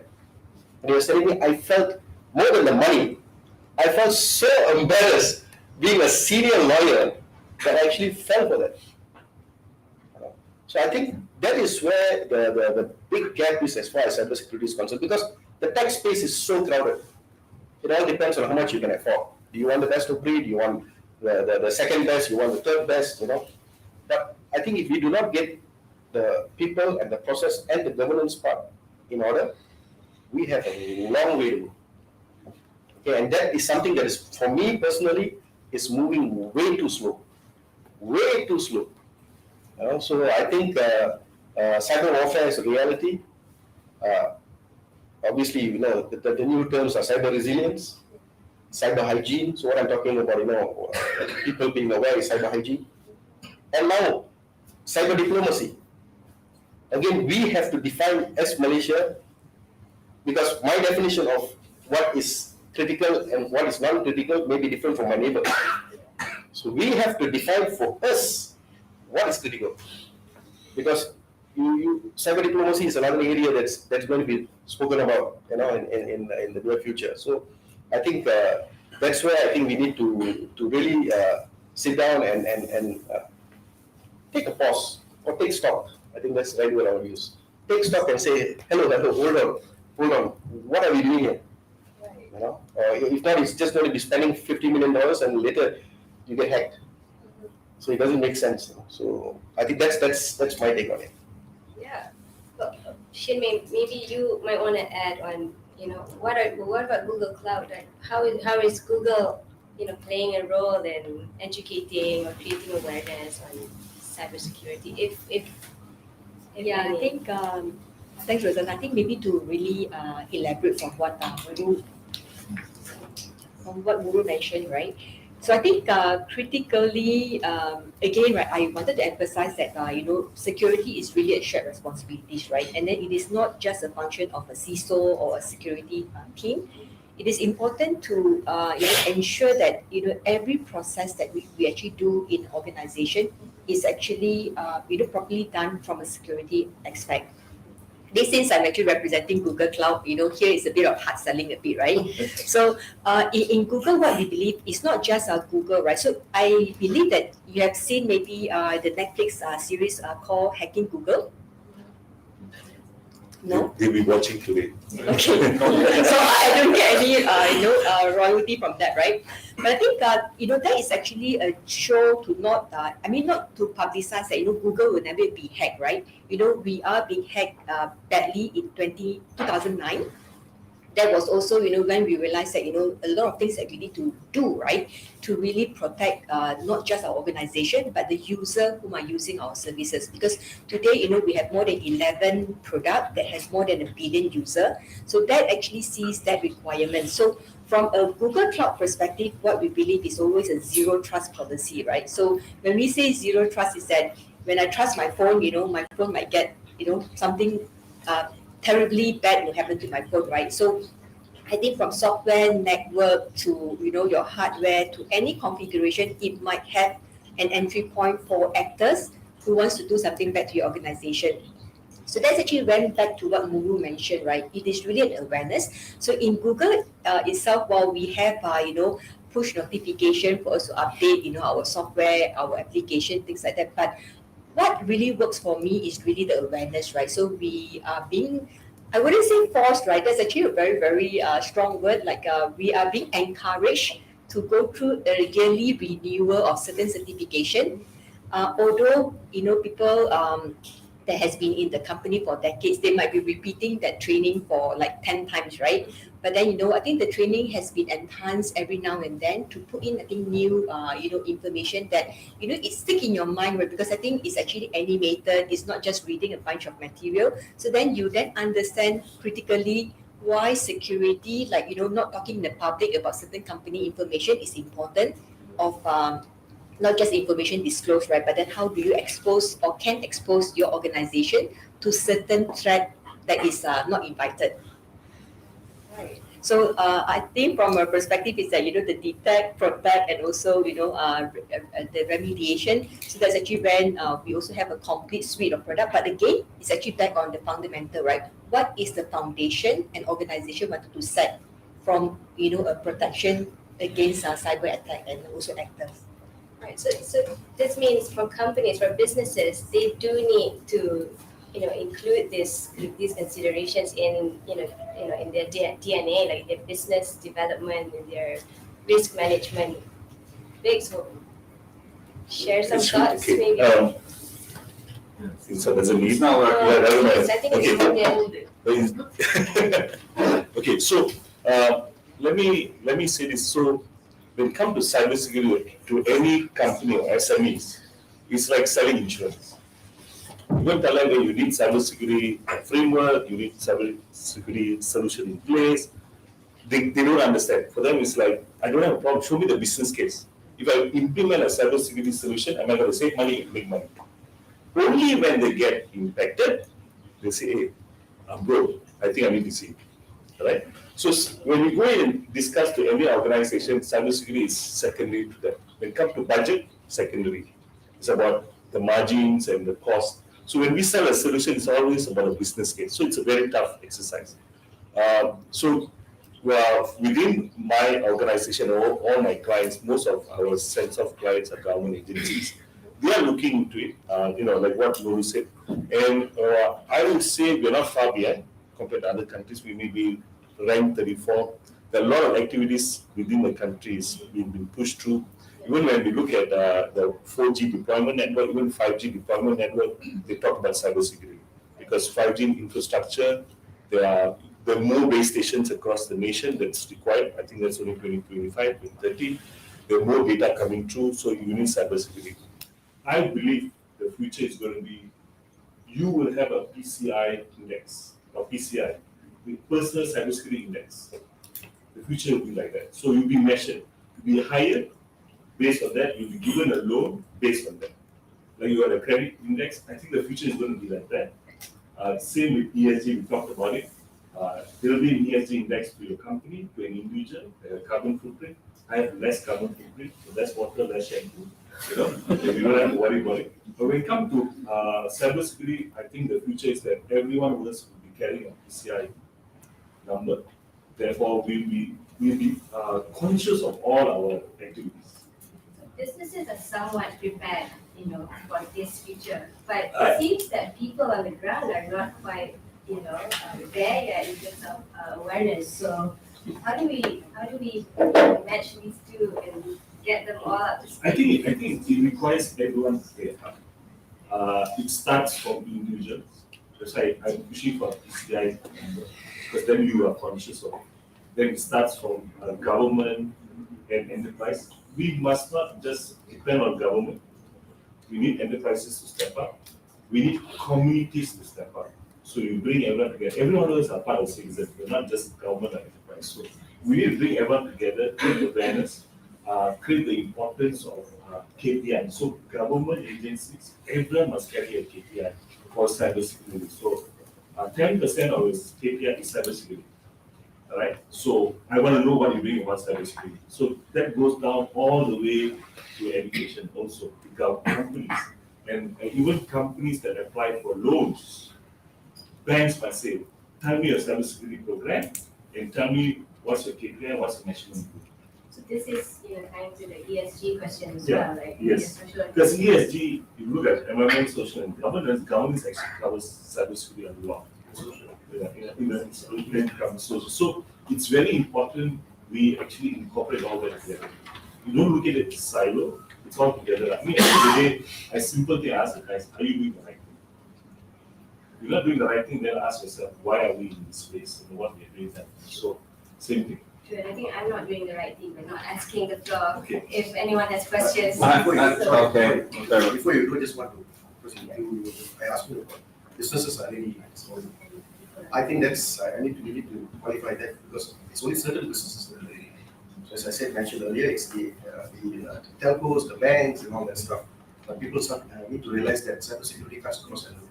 So I'm not really talking business, I'm talking about agencies, So it's not only a home ministry where data is sensitive, or it's not the Ministry of Finance, because it's always the mentality that cyber, it's money. Money is lost. Cyber, money is lost. Cyber, money is lost. Cyber tomorrow can disrupt the entire food chain, food security in India factor.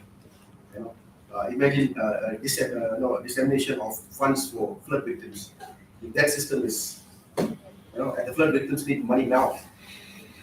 Okay, so it is not only a question of all businesses. So I know for a fact the healthcare industry is way behind in terms of cybersecurity. That is frightening.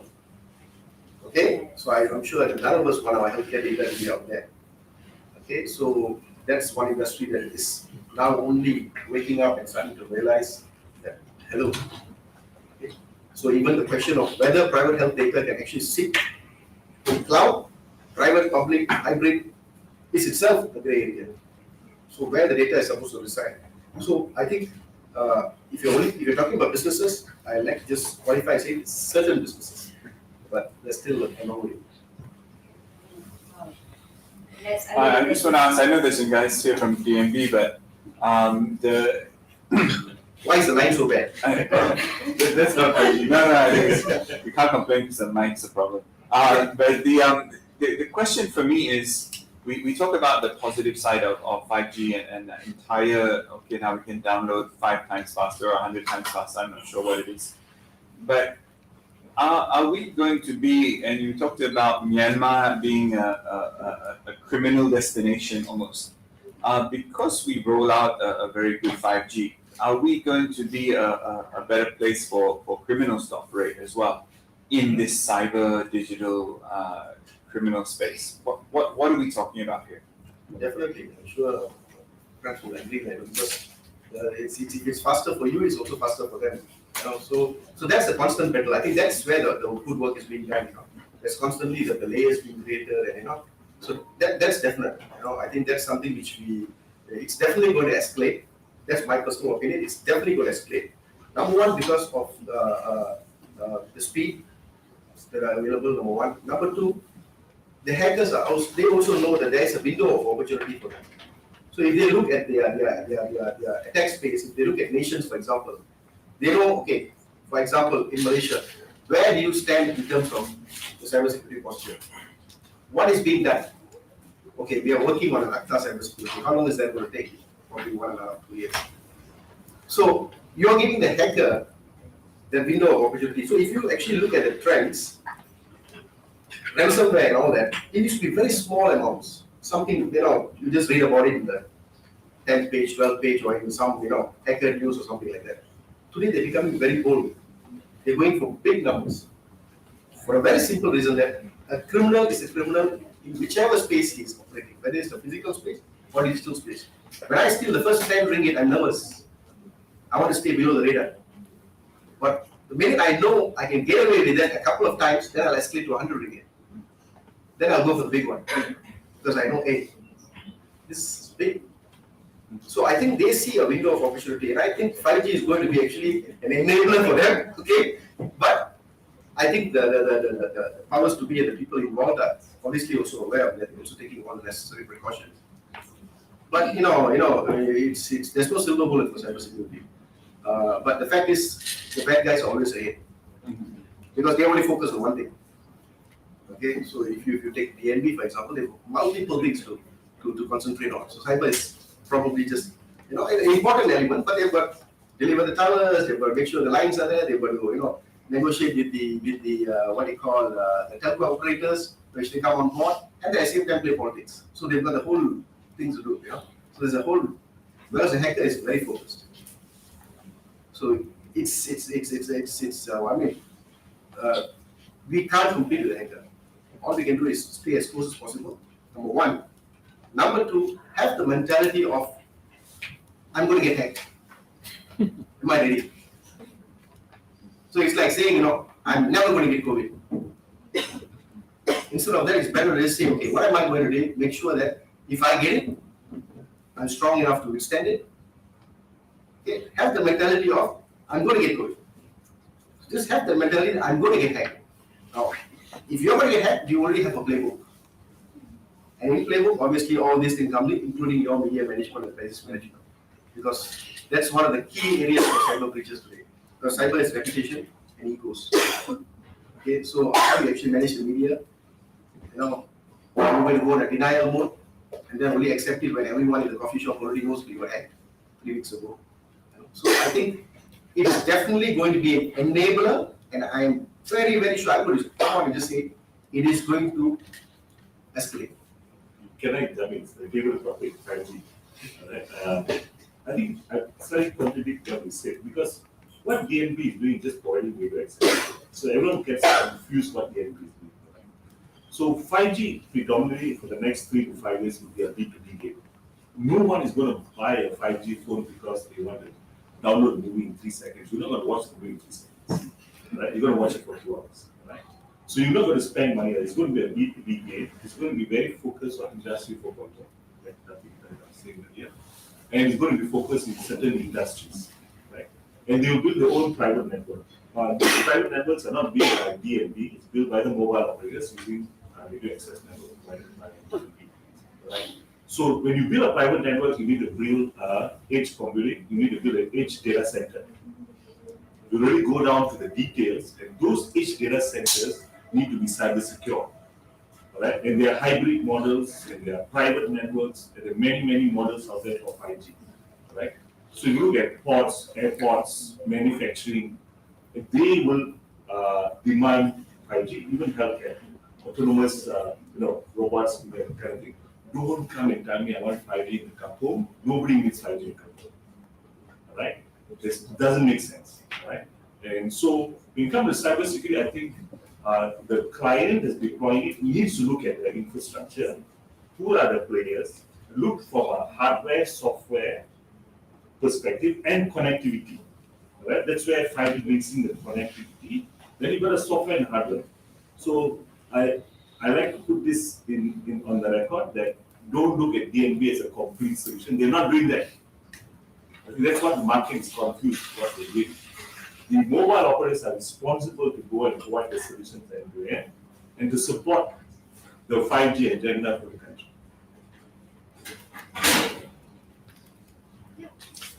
My last question. There's been a lot of conversation today about cyber security as a risk to an organisation or an individual, which it very clearly is. But I wonder if you might comment about thinking about cyber resilience or security as potentially an advantage for a company that they can exploit in terms of their their position, their profile, the trust that they have. I think we've seen recently this week with Credit Suisse, a trust deficit can be eroded very quickly, to the point of organisational failure. But building trust takes a long time. So just in terms of perhaps flipping, cyber as being something that's not just seen as a risk to manage, but it's also something that being proactive can be seen as an advantage for an organisation, and how you might actually propagate that or use that to your advantage. So I think that's Rich has already touched that earlier. Talk about the risk, having a risk index and all that stuff. So let me just say this: if I have a very secure cybersecurity framework and solution or structure for my organization, I won't tell anybody. Because when you start to show off, I was secure, guess what? It's a playground for the hackers. Alright, so that's why when I talk to government agencies and companies, why you want to show I've got a secure cybersecurity, like, hey, come and try to attack me and show me, So I think it's very important. Government agencies, even when the Ministry of Defense came out and asked, why tell the world? They don't need to know. It's something you protect and you manage and you prove that you're secure. Right? So when you are secure, that means your customers' data is secure. Your data that you use to run your business is secure. Therefore, you produce results, and the outcome shows that, employee shows that, the journey. So cybersecurity is something you actually build and protect, so that you know how to manage if someone attacks you. It's like, martial arts, right? When I was learning martial arts, you don't go around and say, hey, I'm karate to that, come on, fight me. No. The guy, the highest rank, is always the most passive guy. Right? And you will not mess with him. Right? The guy who's Little bit, I got cybersecurity, I got some, I go around telling, he's the one gonna get smacked. Alright? So my ask of all organizations, have a cybersecurity structure, do your ISO, do whatever you need to do, put in place the right structure, ask the right questions, what are we doing with the data, who's accessing the data. I'll give you a very example. I was just telling someone a story where someone found a thumb drive and left it at the desk of the reception. And the reception puts it onto her laptop bag. Now, what cybersecurity is going to do? You don't need someone access. So it's about awareness and structure and educating people. Right? So I think we need to be very practical in our approach and look at cybersecurity is not a show off or story. I said the PCI is important for as an individual because I want to get hired, I want to know so that I'm conscious of what I do. The companies don't have to say I'm rated. Even they say Malaysia is ranked 35, I want it to be lower. So no one will disturb us. You rank top 10, every other hacker out there in the world wants to attack. Right? I think we should show our cyber's resilience by performance of outcome, results, and data based on the country's progress. That's my thought. That's why I don't disagree with you, but to the gentleman's question about marketing, yeah, maybe you don't want to market. But kind of what you say is counterintuitive to what you were proposing in terms of having a cyber index for and a score. Yeah. And a score. For an individual. So if I take the European argument, European Union's now rules around GDPR, which is now I think extended toward ESG, and all of them have got links to loans, borrowing capabilities, etc., and also to sovereign borrowings. Take the same example, switch it over to us in ASEAN and have Malaysia institutionalizing, let us say, an index. It then becomes a necessity for declaration, for explanations, and for external audits as well. Else, your entire sovereign wealth would be in question. The ability to raise borrowings would be in question. So we are going down that route anyway, right? So what should we do? I like this panel because we disagree. Yeah. I always go like panels where everyone is just following the other person's cue. Right? So I think, in terms of I think the point that he tried to make just now was trust. Yeah, building the trust. Okay? Now, how do you build the trust? Okay, for example, I think the money for the bank has been breached. The bank has been breached. Now, there's denial for say there's a typical post-event thing in Malaysia now. They just deny it, nothing happened, then this, that, all that. And then suddenly the news is out, and then the bank admits they were breached. And then it comes out in the papers, people get up in parliament, make a long voice, and then it dies down.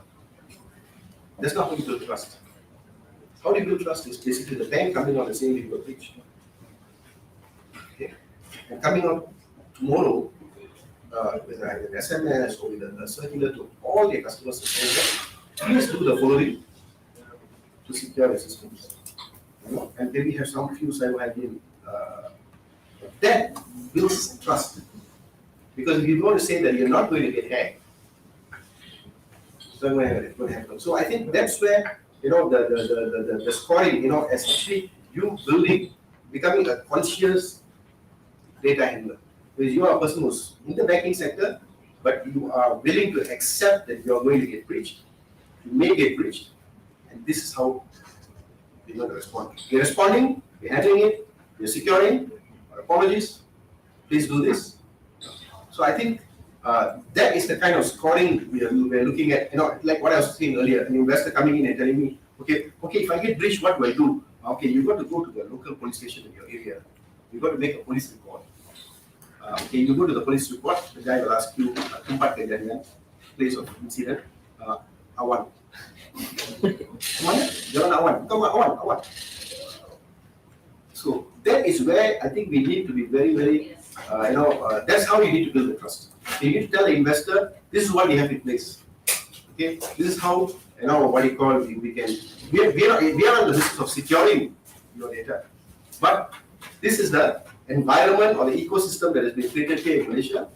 Okay, we have a first layer, we have, to actually protect this data. But that's the thing, you need to build the trust by saying, first of all, admitting that you got breached. So I think that's where it's getting a bit.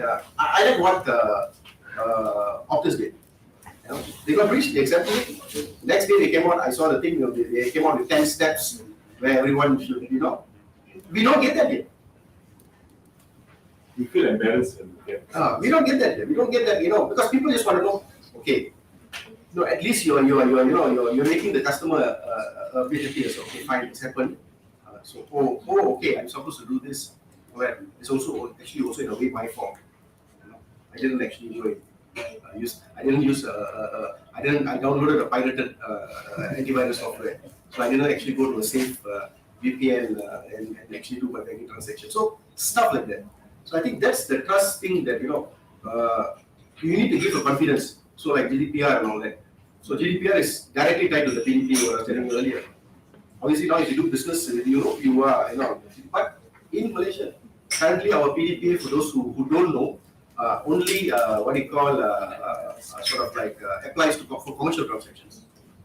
So to give you a very something that is very personal to all of us, which we don't want people to know, is our income tax records. Okay. For example, if the LHDN is breached tomorrow, what happens? Nothing happens.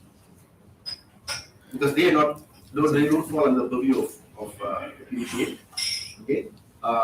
There will be obviously denial first round for a couple of weeks, and then there will be acceptance, and then there will be two back, and then life goes on. So I think that's where you need to. This is opening up for Pandora's box of conversation, right? Around data, right? Ownership. Today is always a single source of truth, whether it's your IC data, your passport data, your healthcare data. It's a different conversation around distribution of ownership to, in what you say, zero trust, right? A blockchain possibly. You could say a solution that will distribute the trust because there is no single source of truth. That would be an effective solution towards being able to retain the data and not even have it corrupted. And even if some unethical stuff somebody wants to do it, okay, I still have the original data. Right? So you already have solutions. The problem we're having is that we are expecting to enforce a lot more regulations. Let me give you a simple example. Sorry for belaboring this conversation, but when you buy something on a Lazada or a Shopee, and if you have an issue, obviously there's a return policy, they may be there, they may not be there, right? It's up to the actual seller out there. But you have a recourse to law if Lazada breaches on its principles of delivery, or the buyer has not, the seller has not been effectively identified as a legitimate seller. You can go back to law. A guy has opened a Facebook page. I say, Bobby Art. I open a Facebook page, and I start putting up for painting pictures, and the guy asks me to buy it for me, and I don't deliver. Can you take me to court? So where are we at? That's called. So where are we at the regulation and policies stage for in Malaysia? Like, and then second question, like from the scale of 1 to 10, 10 being awesome. Where are we in terms of for the investing friendliness in terms of cybersecurity? And this is what I'm If I say something, we're going to go to the next session, guys. So I think. So this is closing words. Again, I think in terms of maybe that's the second one. It's not fair to put a rating or a web stamp all that stuff. But I think there's a difference between commitment and readiness. So I think we constantly rank pretty high when it comes to commitment. We're committed in doing it. But when you talk about readiness, I was joking with someone the other day because they were laboring on this whole thing and talking about it. And I said, guys, anyway, while you're deciding whether you should actually invest or do something about the cybersecurity and actually have your training and all that, make sure you send an email to the hackers and tell them to hold on first. Because you're in the middle of sorting yourself out. Once you're sorted out, we'll inform you, then you come and hack us. So I think it is a matter of whether we are committed for cybersecurity or whether we are ready. So that's why I say have the attitude of, I'm going to get hacked. Okay, are we ready, guys? Are we ready to go to pre-digital workflow? How soon can we? This is as usual. Who's going to handle the media? Who's going to handle that? That is not in place today. That's a fact. Okay, so that's not in place. So you are just basically not even ready. So like it's just like the floods. As we are going through and going through. So now there's a system in place. So as soon as it happens, you can't stop the flood from coming. It's never going to happen. But there's a system in place that it moves, and then your things are all the help send out and all that stuff. That is not there today. So this I have first hand from people. That's one of the questions I ask people when I talk to them. Do you have a playbook now at the moment? Okay, so it's all talking about the technology. We want to put this, we want to put that. Okay, fine. It's going to take time because at the end of the day, everything in Malaysia goes through a procurement process. And a security procurement process is the same as buying Tupperwares, for example.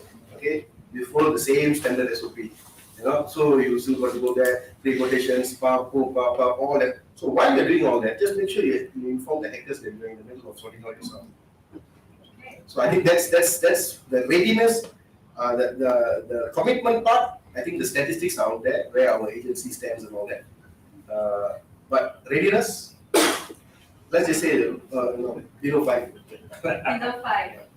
Wow, okay. Okay, I don't want to touch on the rating, right? But then I always believe there's two angles. One is really a journey, right? I think whether we are ready or not, it is really a journey that continues, right? Because you don't know what the new actor will come about. So I think as the journey is always like running a marathon, right? It's like you not just sprint to the end, right? You get to the 100 meters, but then it's a continuous way of really, we talked about just now, I think you used the example of a bank, right? But it can happen to a telco also, right? When service get interrupted, we are all in the service industry, right? Services will get interrupted, whether it's water, electricity, or even our mobile phone, right? It's just, I think, how do we ensure that the journey that we go through do not really breach the trust that we have with stakeholder that also cover our end user. The second point is very important. Is really, I think, when we share about the insurance piece, it kind of escaped my thought, right? So we are always Southeast Asia is really the region that's so underinsured. Same as what we are doing to protect our IP, right? So that's actually the piece that we need to do better. Then there is really no benchmark because the benchmark will go higher and higher, right? Because actor count become smarter and smarter, but then like I say, it's a journey. So trust and journey. Thanks. Okay.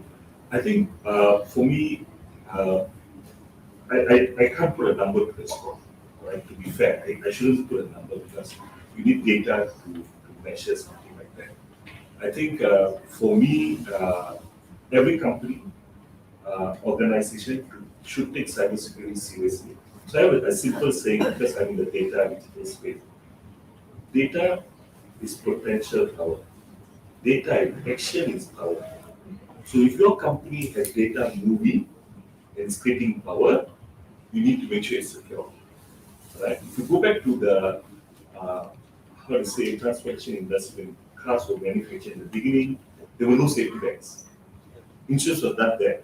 People just drove. And then later we had car seats for kids and safety bags. Insurance came into play. Today you can't buy a car without insurance.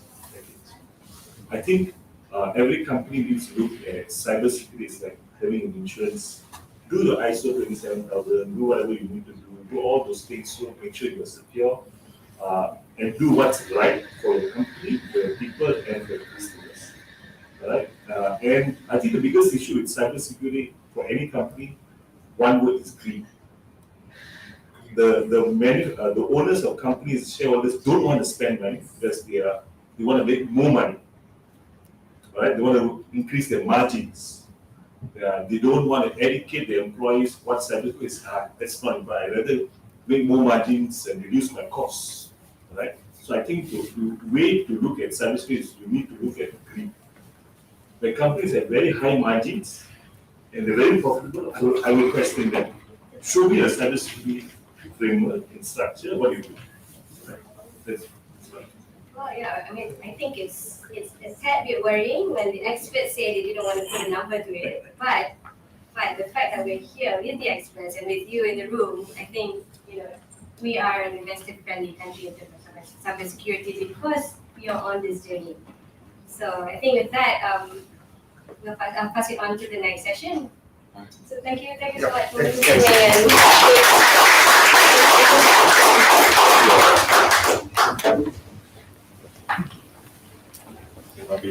Now you're going to be shy.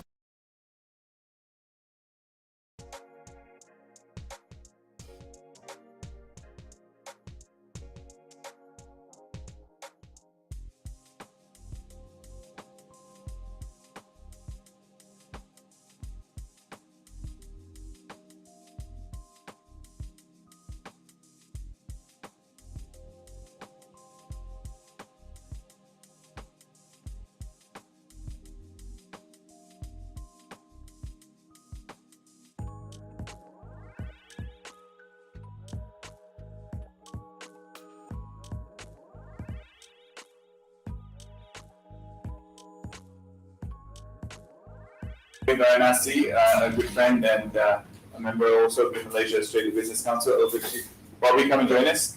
Of course, Matthew Barsing, also a member of the Malaysia Australia Business Council, in fact, the vice chairman, and the driving force for EPS. And I think Shah has run to the bathroom, I guess, or getting a cup of coffee. So we'll get started and you'll join us. So let's get the ball rolling.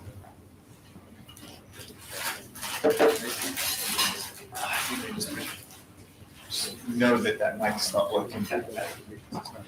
So what I want to talk about in this session is really about the opportunities. The last session was very much about the threats, and I think this is the opportunity side of the coin. For me, I'm excited about what's happening with 5G in Malaysia. I don't know the exact percentage rollout and all these kind of stuff, but here we go, Shah. And Shah from Big Data Works joining us. So the last session was very much on the threat side. Now I want to, if we were doing a SWOT analysis for our digital economy today, now I want to really look at the positives of the opportunities. And with that, Shah, I wanted to start with you because a lot of the things that we've done at the Malaysia Global Business Forum involve the ability to use the team at Big Data Works and your ability to crunch data for us to be able to come up with a better understanding of problems. And it was the ability to understand the problem better that allowed us to solve the problem and understand the opportunity. And that was in a very specific vertical in the poultry sector. Then that led to other data discoveries as well. But tell us what's going on with Big Data Works and with the concept of data in Malaysia. It's not working. Okay. There's an opportunity for a battery cell. Okay. Good afternoon, everyone. Thank you, Nolan. It's good to be here again, as usual. If we look at the data space in the ecosystem right now, what we do in Big Data Works, we are the data processor on behalf of SSM. So we're sitting on the mountain of data. There's about more than 8 million company and businesses record in SSM. We keep on giving values to the public and also to the private sector. We are educating SSM on how we should look at data and how we should disseminate those data, looking at different perspective of selling information to the public, just not by the normal form, which is corporate data. So when we have the mountains of data, we can do analysis on what are the trends, what is the performance of the company. In the case of the project that we did with you, We look at the shareholder linkages association, whether they have more than one corporation under them. And if you want to look whether there's a potential in monopoly in certain industry, how do we go about? The first question that we should ask is that business or is that company is profitable? So by looking at a series of data, we can tell that, by the way, this data is public domain. You can buy this data. But with analytics, with AI, you can actually tell, and you can tell the story by looking at the trends and patterns, that certain business is profitable and some are not profitable. But you look at the, if you dissect and look at the detail, you can see there are certain relationship between the big ones and the small companies. So we are doing our very best to look at how the application of the data, the usage of data for better decision making. That's our focus in our business. Excuse me. Thank you, Sean. Matthew, in terms of opportunities for human capital development, of course, EPS is playing a key role in the human capital space. How much more is data become a requirement for employers? Their ability to wrangle data, deal with data. It's not an alien space for these stuff. I think it's a really relevant question, especially with the emergence of ChatGPT. And I'm sure, that everyone's heard of ChatGPT, the fastest growing network in the history of, to grow to 1 million members and then suddenly 100 million members within 1 month. So there's this massive technology shift has happened, especially what we've seen since the launch of ChatGPT in November. And I think the question is, how relevant are people in the workplace today for future jobs? So one of the things that we're seeing there's actually a lot more jobs in the market that people are not aware of. The consensus in the open market is that people are struggling to find jobs. Actually, there's a lot of roles which remain unfilled in the market, and these can range from content moderators for companies like TikTok. In the banking sector, there's a mountain of jobs. So as a recruitment firm in Malaysia, we are working with the clients, and we're seeing this untapped marketplace, which the gig economy workers are now coming in and they're taking up multiple jobs. So I think the last thing I wanted to sort of touch on regarding your point is what we've seen over the last 3 years during COVID. There's two main points that I wanted to bring up. One is the fact that Malaysia, as in every other country, asked foreigners to go back to their own countries during COVID. And what that did is now suddenly the marketplace has opened up again, and we're trying to scramble to get all of those talent back to Malaysia. And these are from blue collar to white collar. The challenge with that now, and what we're seeing specifically, is these people who have gone back to their own countries now have a lot more opportunities. So in other countries. So Malaysia is not overly attractive in comparison with other countries that are also targeting that talent.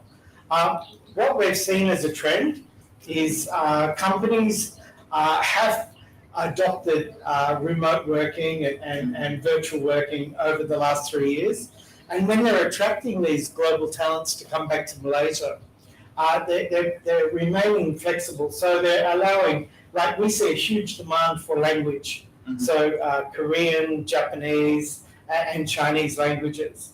But they're looking for native speakers. So what we're doing now is we're seeing a trend that companies have adopted this remote workforce over the last 3 years. And now they're saying to talent in Japan, for instance, they're saying, why don't you work from home work for a company out of Malaysia, but work from home in Tokyo? And over the next 6 months, let's bring you into our company, and actually we'll will eventually bring you to Malaysia, to work in Malaysia.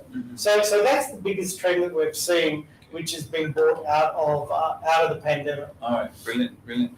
Now, Bobby, moving on from what Matthew was saying, we're seeing this idea of talent management. Has Malaysia caught up in terms of policy and regulation to manage this global talent pool in a whole nother way that allows for the movement of this talent in here? Because in this kind of scenario Matthew was talking about, maybe they only need to be here for a week, a month, or a month, a year, or 3 days in a month. Are we there yet in terms of policy, and are we there yet in terms of managing the new digital economy?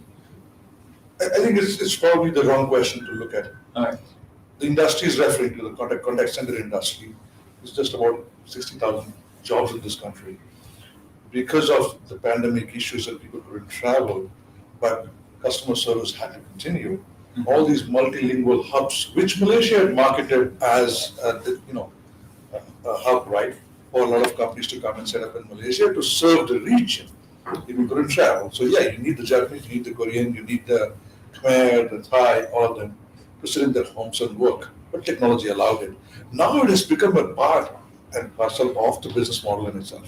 Okay. So for a company, so long as it makes financial and other business sense, they will continue to have hybrid workforces, right, spread across the region.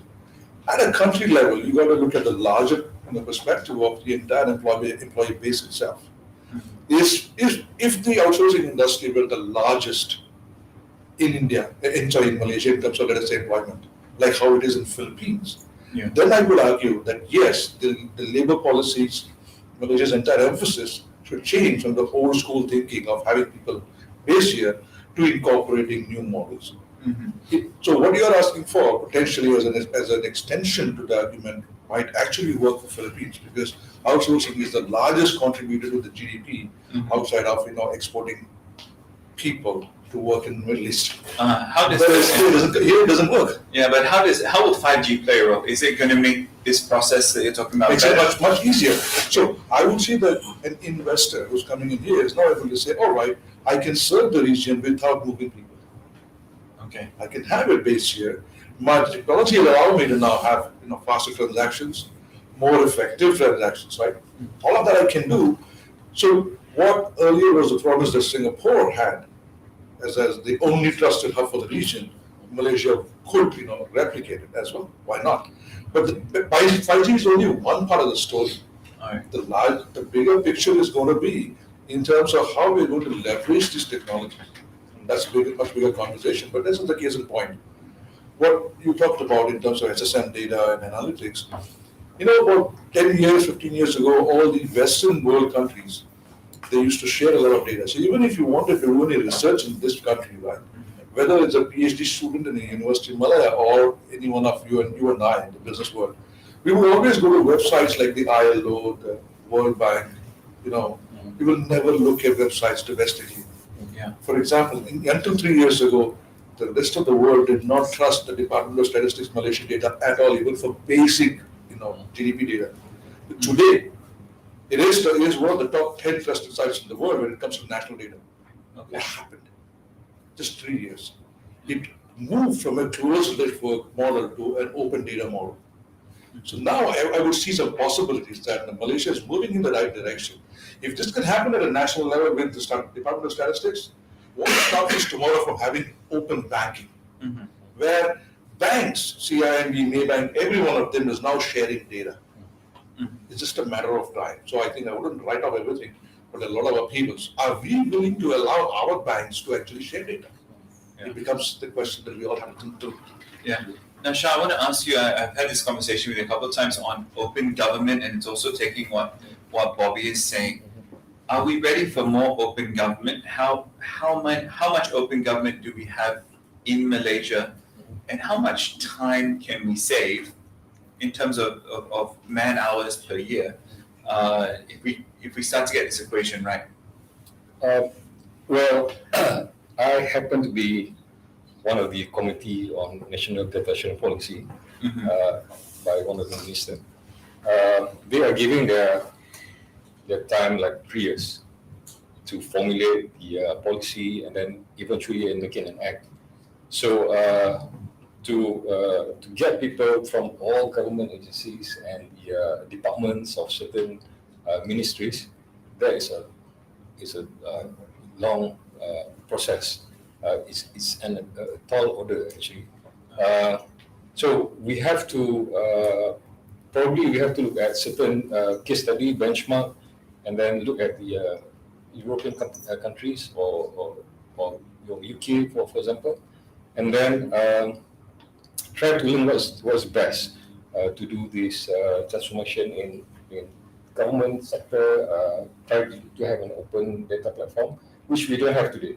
Yeah.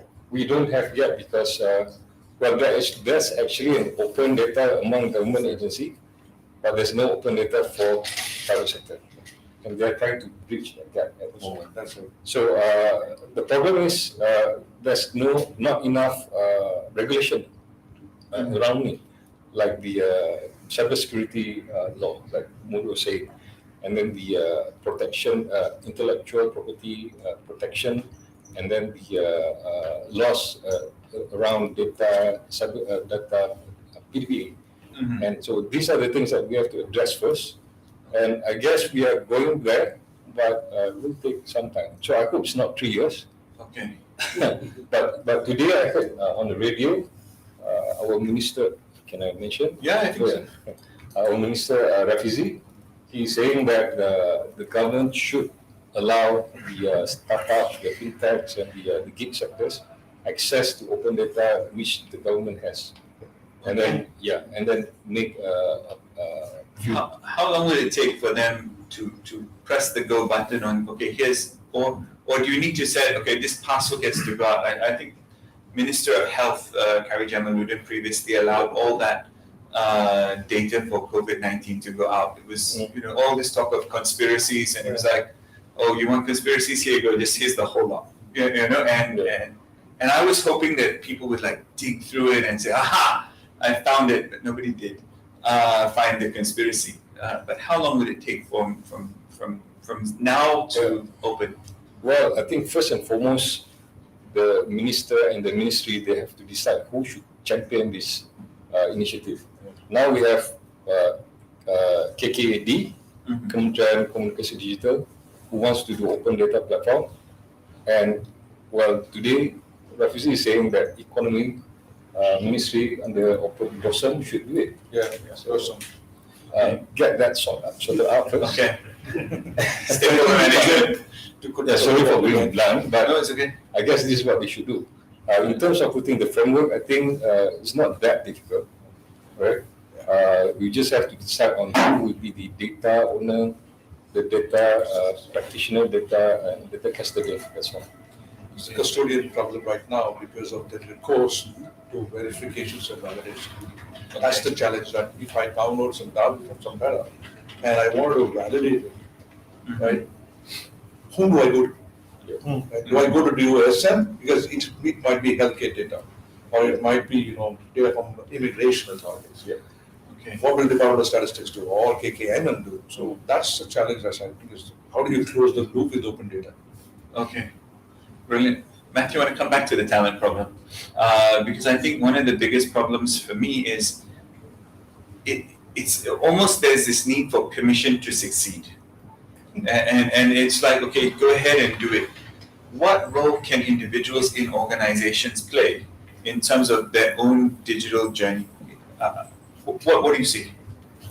So, I mean, personally, EPS, who's been in Malaysia for 22 years, and we've our company's grown during the pandemic about 20% year on year, which is great. The way that we enable our staff or our team members, to create their own content, and we encourage our team members to create content out there in the marketplace. So you become a thought leader in our own space, and I think that really instills confidence in the individuals who work within the organisation. And we're seeing a lot more. I mean, of course, social media has blown up over the last 3 years, because people were locked in the house and they were doing a lot more social sharing. And it's not only for fun, but also people started creating revenue streams through social sharing. So like ladies that were doing live events, doing yoga or HIIT training and stuff like that. During the pandemic, they started their own YouTube channels, and they actually created revenue from doing that. So it allowed people the opportunity to innovate. I think during the last 3 years, but the big thing about employers, there's still this stigma, that companies in Malaysia, are very all the staff are submissive. So, the person at the top would be, the one talking during a meeting. So I think that's changing. I've lived here for 22 years and I've always enjoyed sitting in large meeting rooms with 40 or 50 people, but only one person speaks. And I think that's rapidly changing now. So people are becoming a lot more independent and able to voice their opinions. And I think that the companies now have to embrace that rather than sort of punish people for speaking up. All right, brilliant. Any questions for these gentlemen? They all third speaks of data. Yeah. So I just wanted something else. All this bugging me. We get this, the magic number always happens to be 1 million. Every time a new government comes in, which is quite often, they make an announcement that they're going to create 1 million jobs. So I just want to know from you, because like what Matthew was talking about, YouTube and all, these are self-made entrepreneurs. Basically people who figured how to get out of whatever they're in and create a revenue for themselves. So we leave them out. What role, if you are aware, how is the government actually going to create 1 million jobs? Because if it's those days, it's pretty straightforward. If typically a factory employs 4,000 to 5,000 people, times that, you get X number of factories, you've got that sorted out. Or you've got organizations. But we are going towards digitalization. We are going towards reduction of manpower. So what would probably take 5,000 people, today you're talking about 200 lean staff with everything else automated. So where do you actually see the 1 million? Which industry, where do you think this is going to go? How are they actually going to create the jobs? Okay, and so I'm just curious to know that, because it seems to be a number that I don't even know where they stand at the moment. But how are you actually going to create 1 million jobs in which sector? Any sector. It's not about technology replacing jobs. It is finding new jobs. The old ones are going away, but the new ones are being created. We don't even know 5 years down the road what new jobs will be created. We don't know. You can take a shot at that, right? Today you're saying cybersecurity, for example, a security specialist. That guy might not even exist in 5 years from now. That role would have morphed into something else. So we can probably take a 2-3 year view. So where will the jobs come from right now? Given that visibility, let's go back to traditional jobs all across all the major industries and look at anything that has 30% or more manual component of work, tasks involved. There is a job waiting for that replacement. There's a replacement. But that person who is being replaced will either be reskilled to continue to remain relevant, right? Or be completely shifted into a different industry. So you're not going to have a net loss, you're going to have a net gain. It might go from 1 to 1.3, 1.5, 1.7 jobs for every old job that has been morphed out. So that million is a very small number actually. I would rather see a country being bold enough to say, I'm going to create 10 million more jobs. Right? 1 million is too small a number. Because it becomes when a very mediocre goal, so we're only looking at hitting a 1 million number, and that can be. So if you're looking at the typical economy of any country in the world, it's an 80-20 ratio. Only 80% of the jobs are dumb jobs, basically. Very quickly replaceable. So out of 1 million jobs, that's 800,000 stupid jobs, right? So only 200,000 will be smart jobs, and 20,000 smart jobs. But what if you have a larger number? So that's how I would look at it. That's where actually the economic world is going towards. The bigger question, the right question to ask, which right now in the ILO, they're beginning to ask is, what is the definition of job?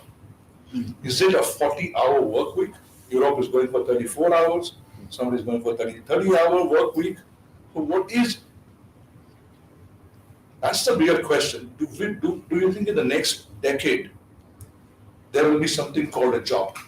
Right now in the IT world, there's a significant amount of what is called moonlighting. Have you heard of this term? Yeah. A person doing 3 jobs is full, and these are full employment, right? It's not about somebody doing 2 hours here, 2 hours there, 2 hours there. They're having 3 jobs, full time. So the moonlighting, the sunlighting, the daylighting, the evening lighting. So, is that illegal? No. Is that extra legal? Possibly. Is that moral? Is that immoral? But that person who is doing those 3 jobs is saying, I can accomplish a number of things, and I have enough time to be able to, invest wisely across a given day, across 3 different organizations. So who are you to tell me I am being unethical about things, right? What do you need? Value. I'm delivering it. So period. And you're paying for me, right? So whether I do 2 or 3 jobs doesn't matter. So the question comes back, what is the definition of a job? So 1 million jobs, completely irrelevant. What is job? You have 3 companies, right? Are you fully employed? Yes. But are you doing a job? So that's the biggest question. It's being questioned, change, going from employer-employee. That very definitions are dying away. To contributors, producers, consumers, interlocutors, to aggregators. So each one of us, if you look at it, in a given day, do we play all these roles? I've been asked a simple question. Am I a producer for a few hours a day? Yes. Am I a consumer for a few hours? Yes. Am I an aggregator? Yes. Am I an interlocutor? Yes. Am I an influencer? Yes. So then where is the job? So I want us to think, if we're looking at the future, right? These are the realities of the future. So Shah, you wanted to say something, and I'm going to ask Matthew to add on to that. I think from my point of view, there will be a job in the digital transformation space, because it's not only about tech project, it's also about people's project. So we have the capabilities, the skills that we need to do change management.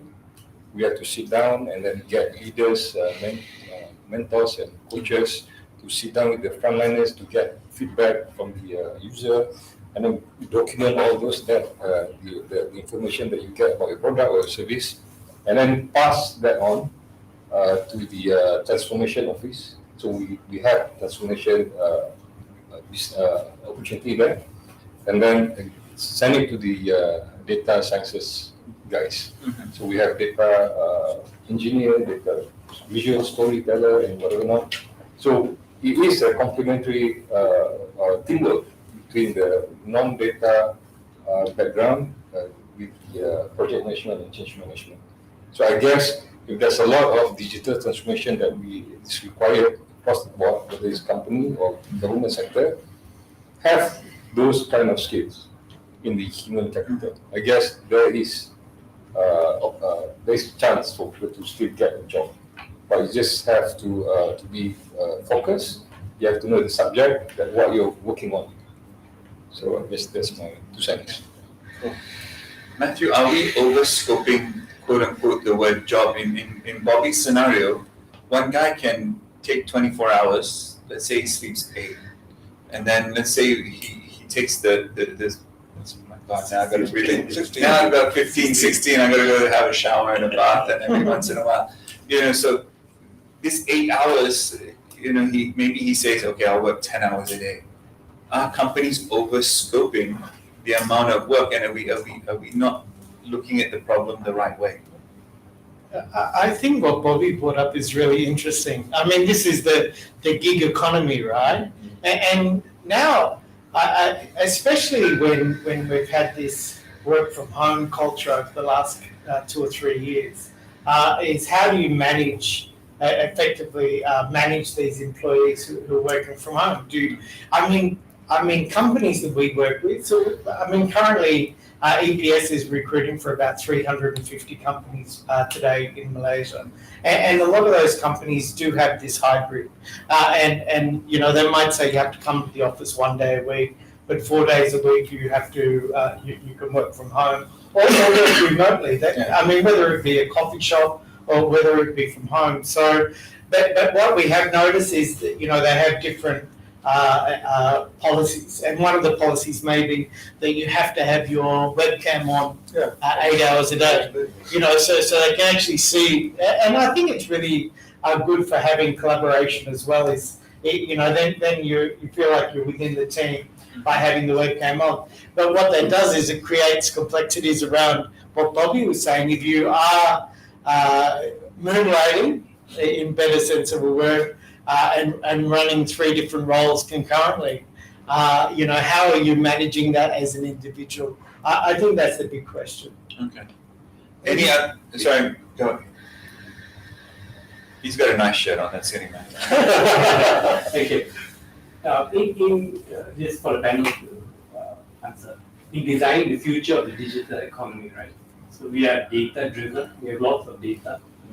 How much of this data is being mined in a way to actually get the talent available, ready for when we talk about the digital economy of the future, right? How are we using this data to say that what sort of education they should be getting, what sort of jobs are coming in place, what are the trends looking like, so that then you take a step back and say that the education system maybe needs to be revamped to say that this is how the digital economy is going to look like, and this is how we should get our people ready to be in this place. Because like as what you were mentioning just now, I think that we are not attractive anymore as a country for these talents to come in, right? But so how do we then create that opportunity for Malaysia to be creative or you know, interesting country, but at the same time having our talent being available and being ready for that, similar to what you were saying, digital transformation, and you're talking about transformation office and things like that. You need people with project management skills,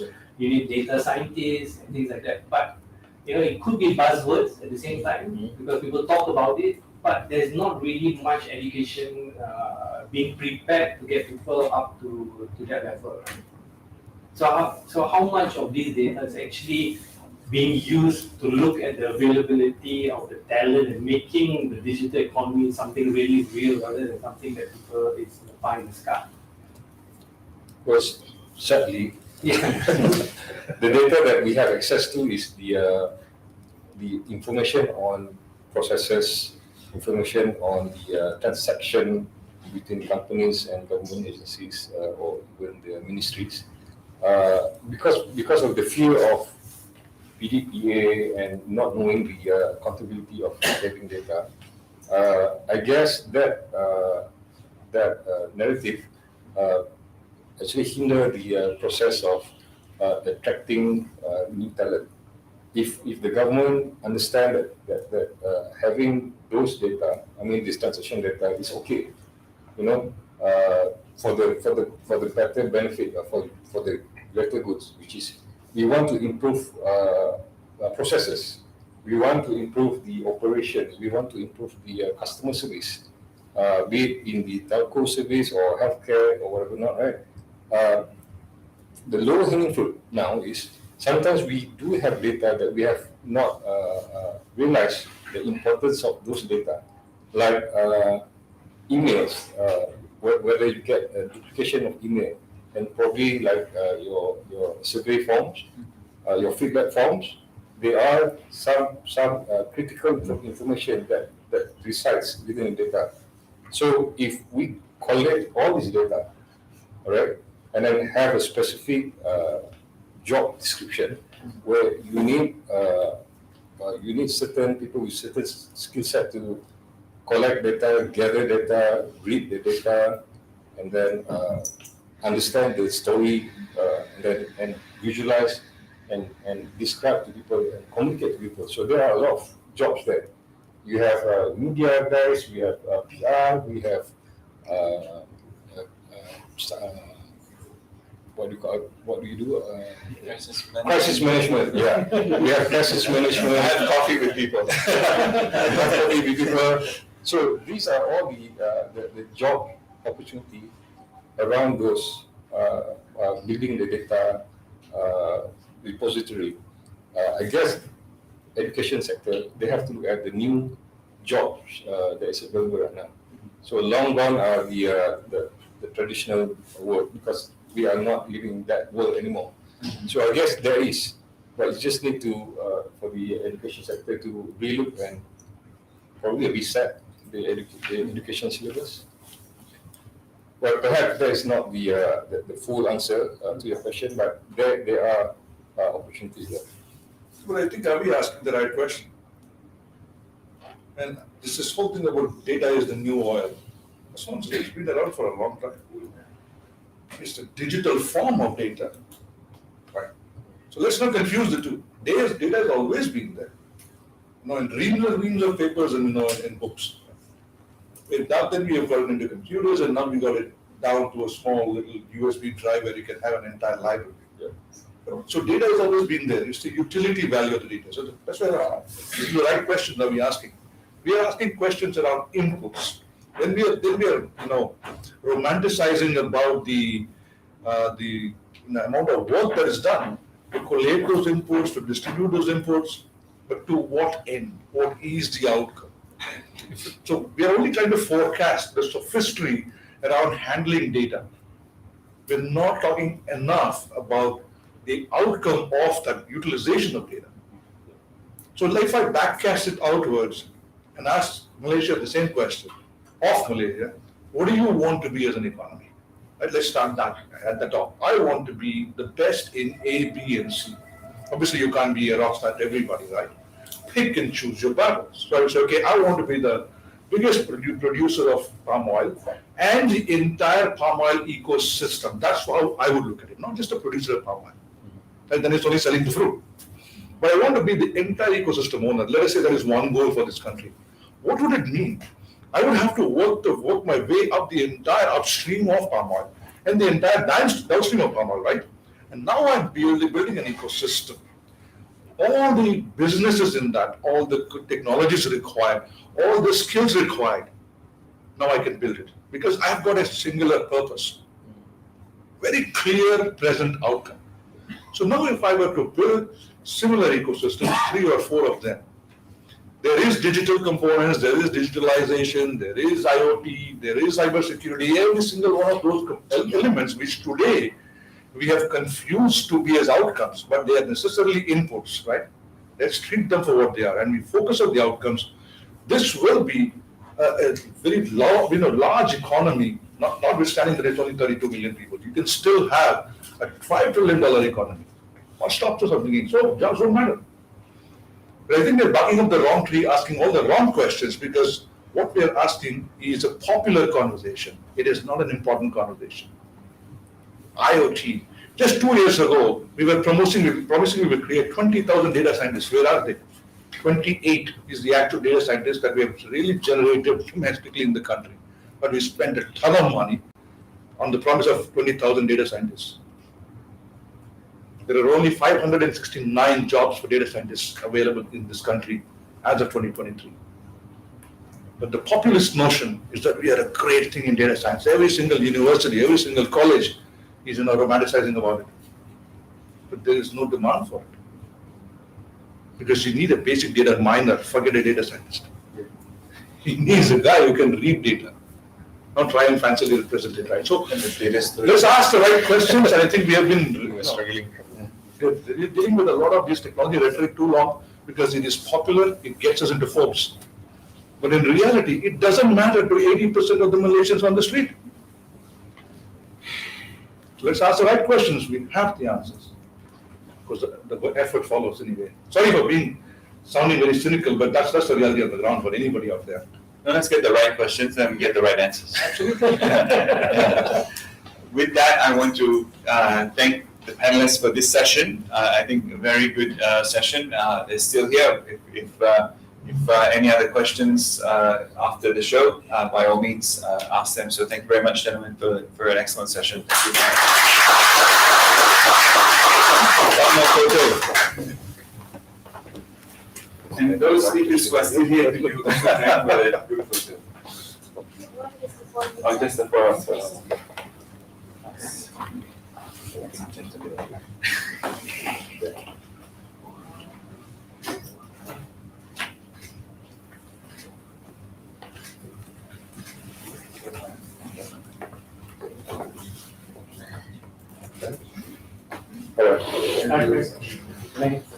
Rosanna, Jesse. Please come in.